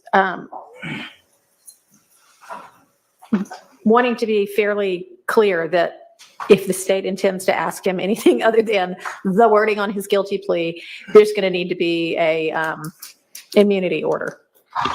Yes, Your Honor. That's not exactly what Miss Merchant says in her letter. That's an interpretation of it, but I don't think the judge is correct here. She made us aware. Don't want to talk about this when the jury room door is open. Okay, go ahead. Yes, she didn't make us aware of that, and so that is a part of our consideration Okay, if we so decide to ask anything. Let's outside. get that all, wrapped up well in advance, because it sounds like she's going to probably want to come in here, maybe with Mr. Arnold, maybe without, I don't know, but get sort of, I don't know, some kind of, you'll see if you can nail it down without the court's input and just present me with an order. But if not, then I don't want to wait until the last minute. And I would, she has asked for at least a week's notice, which I don't think is unreasonable. Yes, and we plan on doing that. Okay. All right. Well, and Mr. Nichols is still here, so you got to hear all of that too. So I guess we'll just end early today. Okay. Much to my chagrin. All right. See everybody why don't we all plan to get here at 8:45. Thank you, Your Honor. All right. Thank you. All right, that was the final thing that happened. Now, let me just find that darn thing.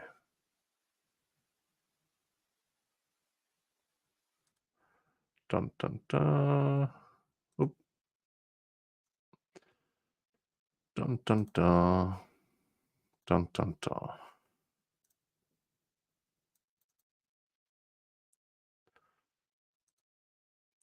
Hold on.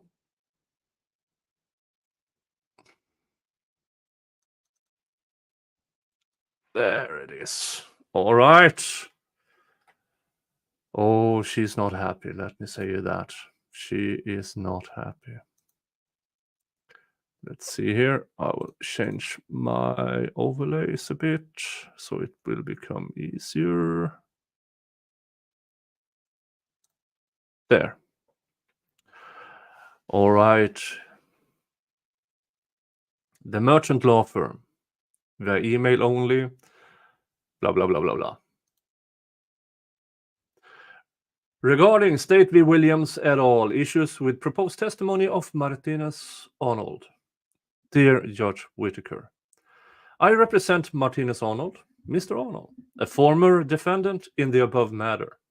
I am submitting this letter in anticipation of Mr. Arnold's upcoming testimony. The state recently advised me that the state intended to call Mr. Arnold today, October 16th. Yesterday, I was advised that he will not testify today and will likely not be called for several weeks, but that they would try to let me know by next week. Mr. Arnold originally agreed to testify when he entered into his plea in December of 2022, now approaching 2 years ago. Mr. Arnold has kept in constant contact with me over the past 2 years to make sure that he would be available whenever the state might call him as a witness. The first time I was contacted by the state about Mr. Arnold being called as a witness was on August 13, 2024 by Adrian Love. This was just after the restart of this faster clock. Ms. Love asked if I could not appear with Mr. Arnold if there was anyone who would serve as standing counsel for me. I informed Ms. Love that I was not willing to allow any standing counsel to stand with Mr. Arnold during his testimony, and I asked for Ms. Love to give me some general indication of when Mr. Arnold's testimony would be needed. Now, remember what happened to Woody? The prosecution, in my opinion, planned to have Woody on the stand when Mr. Melnick was gone and couldn't represent. And in this letter, it becomes really, really apparent that the prosecution do not, under any circumstances, if they can avoid it, have their original lawyers present, especially not Miss Merchant, especially not Miss Merchant. Or Mrs. Sorry. I immediately emailed Ms. Love and Investigator Long with a few dates for which I had leaves of absence on file for September and asked for the state to provide me with an anticipated time frame for when they might call Mr. Arnold to the stand. I received no response by email, but Ms. Love called my cell phone the evening of September 11th. And also sent a text asking me to reach out to Investigator Long about the timing of Mr. Arnold's testimony. I responded to the same email chain, providing all the dates we were available and the few dates that I was not available. Ms. Love indicated that she would be calling Mr. Arnold as a witness in September.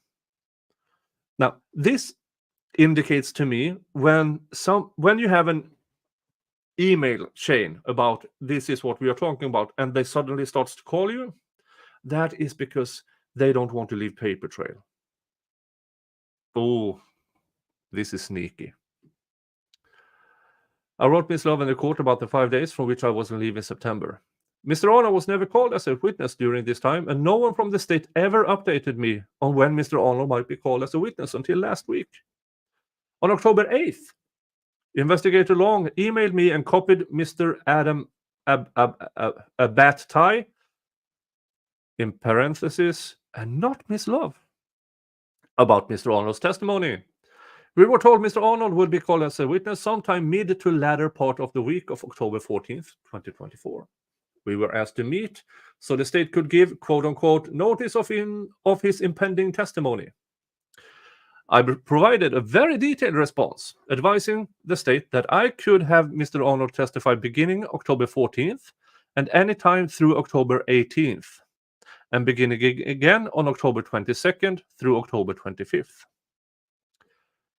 Since Investigator Long had mentioned in his email wanting to provide quote-unquote notice of Mr. Arnold's impending testimony, I drafted my October 9th letter to Ms. Love and copied all parties, including the court, to clarify that Mr. Arnold was not avoiding service of any subpoena and intended to testify if called as a witness, but that we just needed some accommodations, such as notice, to ensure that I was able to accompany him for his testimony as his attorney. I read that letter. It's in a video, and oh, she tears the prosecution apart in that one. On October 9th, Investigator Long emailed me that they would provide a date for Mr. Arnold's testimony within 48 hours. He also said that they would provide me with anything that the state wanted Mr. Arnold to review prior to his testimony and answer my question about whether the state intended on asking Mr. Arnold any additional questions that would involve his Fifth Amendment privilege and or grant of immunity. On October 11th, Investigator Long advised that Mr. Arnold would be called as a witness on October 16th, today, but that they would keep me posted as the trial progressed. He also advised that Mr. Abat Tai would be responding about whether there were any prior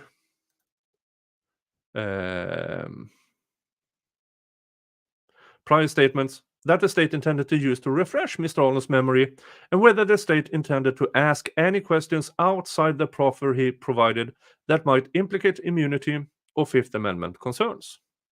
In the interest of expediency, and to avoid wasting the jury and the court's time, I previously had asked the state to send me any prior statements the state may wish to use during Mr. Arnold's testimony. On October 14th, I wrote Investigator Long and Mr. Abat Tai to confirm that Mr. Arnold was being called at 9 a.m. on October 16th, today, and to again ask about those two outstanding questions regarding prior statements and questions outside of his proffer. In response, October 15th, yesterday, Investigator Long responded that Mr. Arnold's testimony would not be needed this week, and that the state did quote-unquote not anticipate his testimony taking place in the next few weeks. He wrote further, quote-unquote, I do not have a date certain as of now. Mr. Arnold and I have now been, quote-unquote, on call since January of 2023. While we realize that trials are sometimes unpredictable, we have been available for the past 22 months. 22! Now moving into November of 2024, I'm specially set for a jury trial the week of November 18th, 2024, and I will be on medical leave beginning November 22nd. Given how other witnesses have been required to testify with quote-unquote standing counsel, Mr. Arnold is very concerned that the state is purposefully delaying calling him to the stand so that he will be denied his right to have his counsel of choosing, the same counsel that negotiated and is familiar with the terms of his plea. I'm kindly asking the court to instruct the state to advise me whether, in fact, it intends to call Mr. Arnold at all, so that we can avoid any unnecessary waste of the parties and the court's time and resources.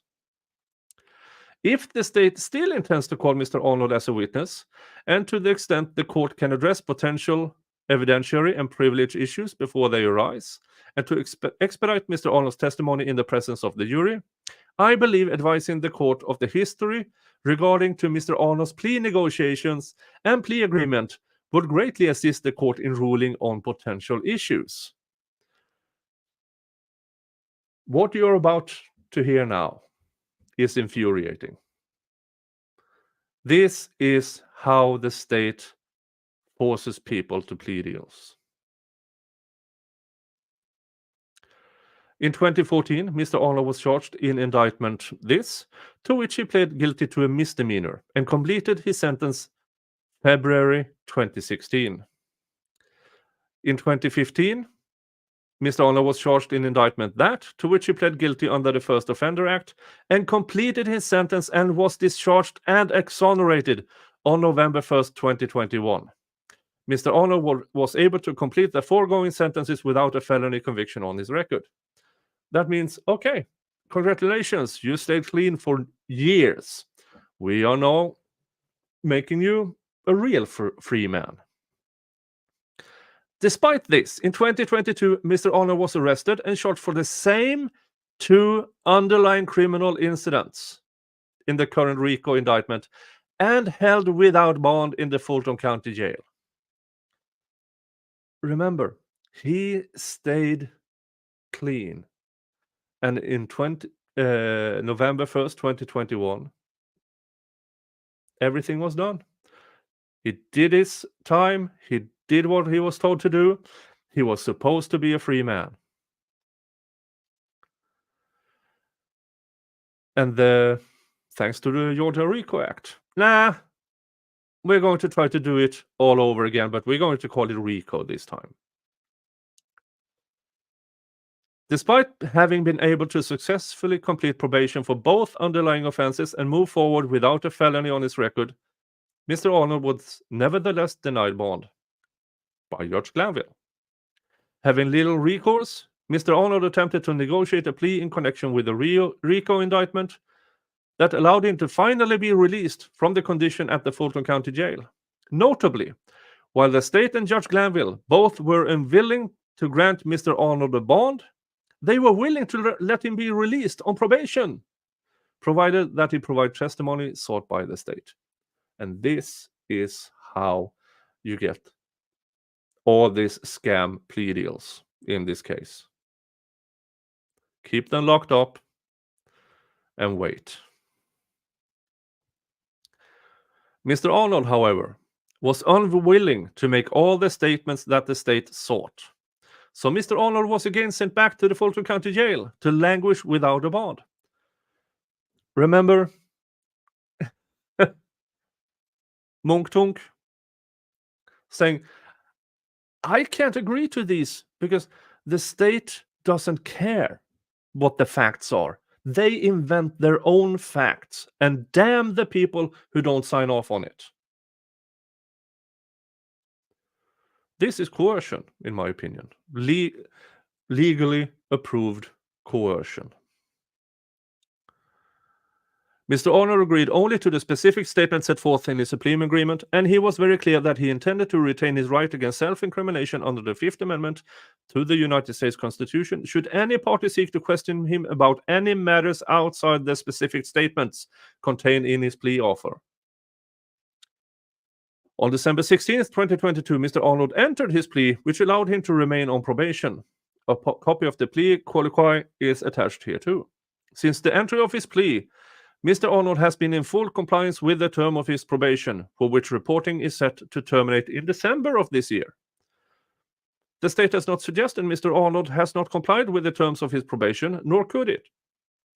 Also, as noted above, Mr. Arnold has been ready to testify within the confines of his plea agreement.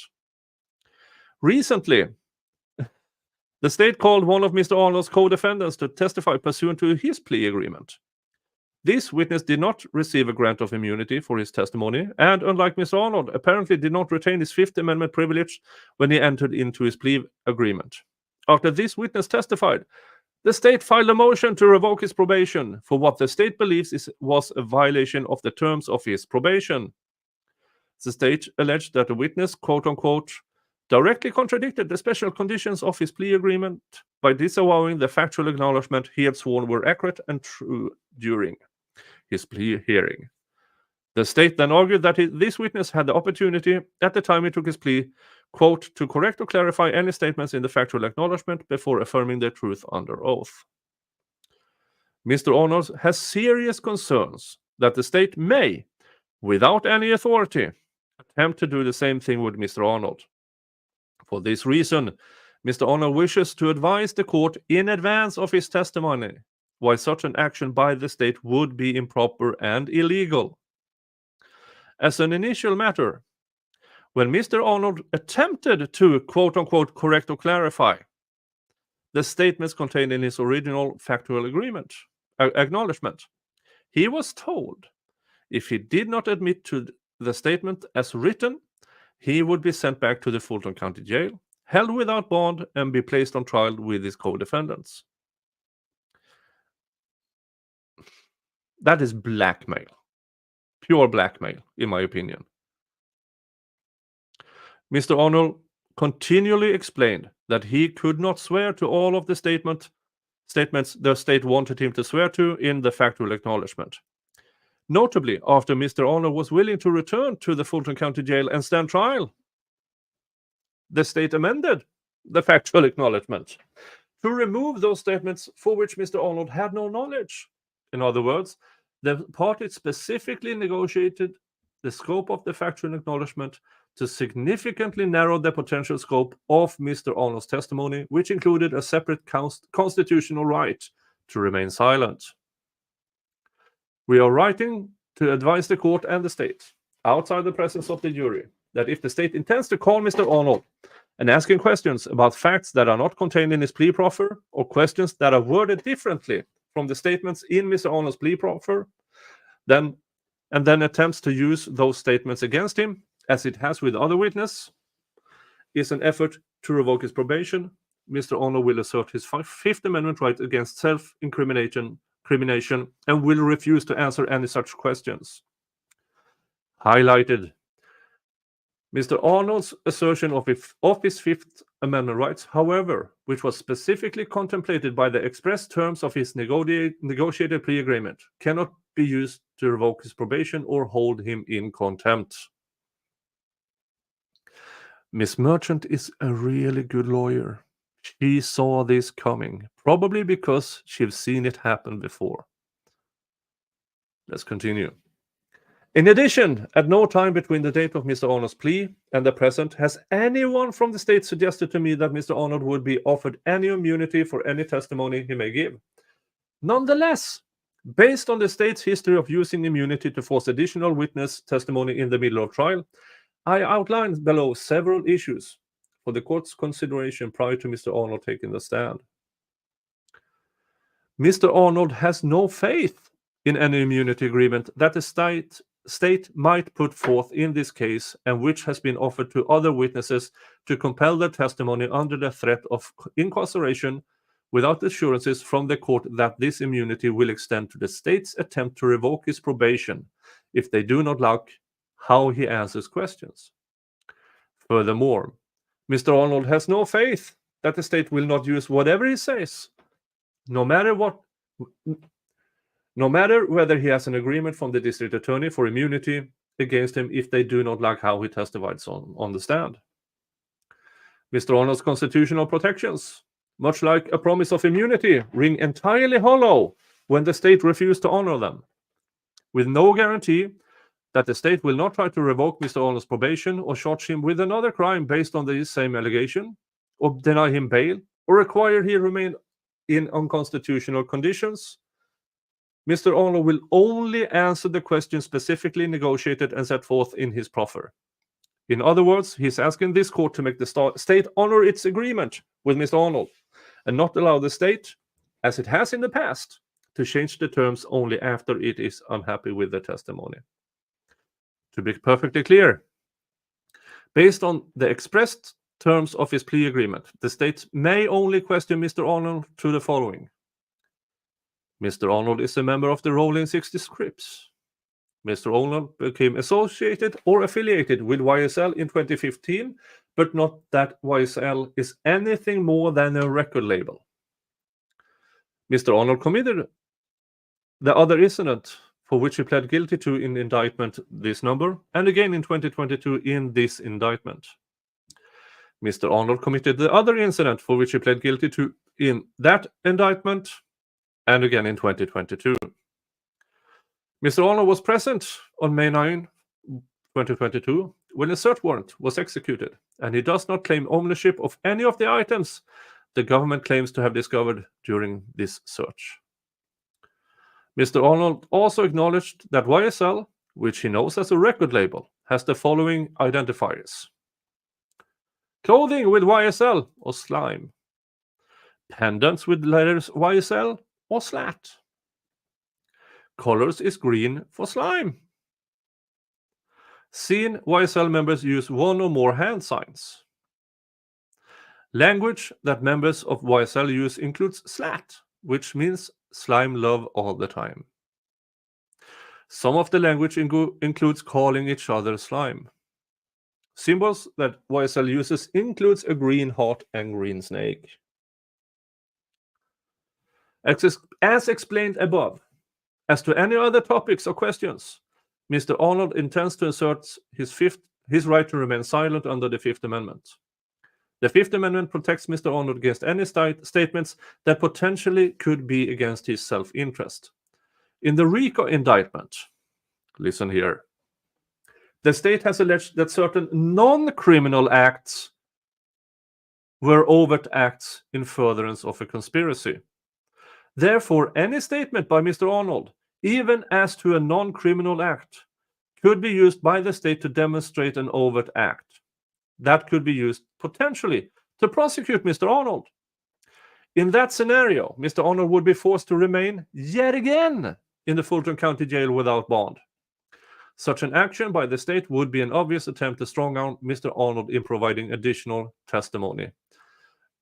Even though the state agreed to the terms of his plea offer, knowing full well to what Mr. Arnold could testify. Therefore, Mr. Arnold intends to assert his Fifth Amendment privilege against making any such statements that are not covered in the agreed upon proffer, since any statement, as the state argues, can be used against him as an overt act. Should the state seek to use the information for that purpose, and he is asking this court to uphold the terms of his agreement and to decline any invitation to interpret his failure to testify to facts outside of that agreement as evidence of any probation violation that could be used to rearrest him.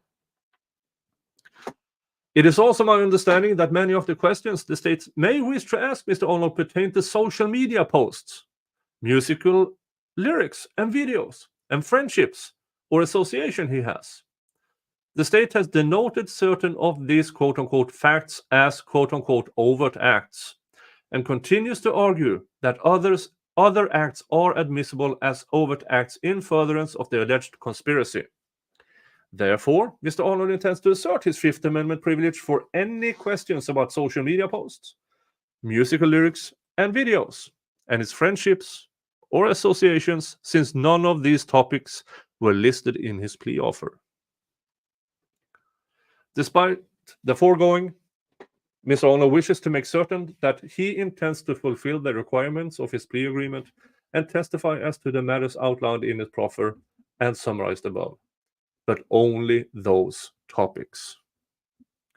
Mr. Arnold wants to make abundantly clear that, based on his fear that the state will seek to revoke his probation, should the state seek testimony beyond that in his proffer, he only intends to respond to those specific questions, and only if they are worded in the same manner they were posed during Mr. Arnold's plea proffer. If the state intends to inquire into any facts beyond the scope of his plea proffer, Mr. Arnold is providing the court and the state with notice that he intends to assert his right to remain silent, a right he specifically protected in his plea agreement. I trust this history of the negotiations regarding Mr. Arnold's plea and summary of Mr. Arnold's position on recent issues that have emerged in the context of other witnesses will assist the court in evaluating these issues should they arise during Mr. Arnold's testimony. We happily invite the state to outline its position for Mr. Arnold, the court, and the current defendants so that everyone is on the same page before Mr. Arnold's anticipated testimony, so as to ensure his testimony can be taken expeditiously, fairly in accordance with the terms of his negotiated plea, and without a violation of Mr. Arnold's Fifth Amendment constitutional rights. Should the court wish to hear from Mr. Arnold on any of these issues in advance of his testimony, I am happy to address them at the court's pleasure. Sincerely, Ashley B. Merchant. And this has been sent out. Yeah, so I don't read in that Mr. Arnold even wants immunity. the terms of his plea agreement, I don't believe allows immunity deals or immunity whatevers. Mr. Arnold's lawyer, Mrs. Ashley Merchant, did good with her client. And I assume that is why the state is trying to make sure he takes the stand when she's not there. But it seems like the judge isn't having that, which I'm very, very happy about. So that is the letter to the court by Ashley Merchant. Now, Mia, again, thank you so much. Ask, can Miss Merchant demand the question list as she is doing? I don't disagree with it, but she is strong-arming. What's the alternative for Mr. Arnold if the state declines? Then it's up to the judge. Then they need to have a hearing on the issue at hand.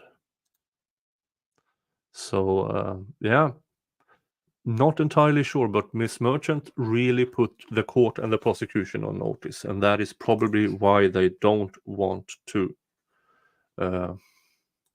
call him when she's around. That's my interpretation.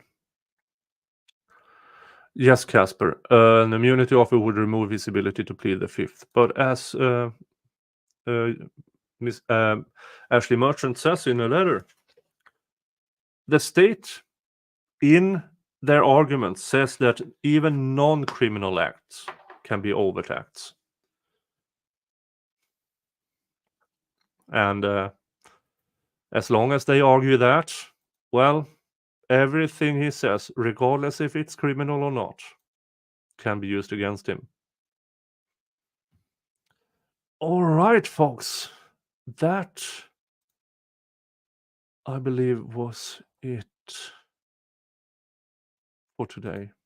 It is just after 2 a.m. where I am. Need to catch some sleep before work.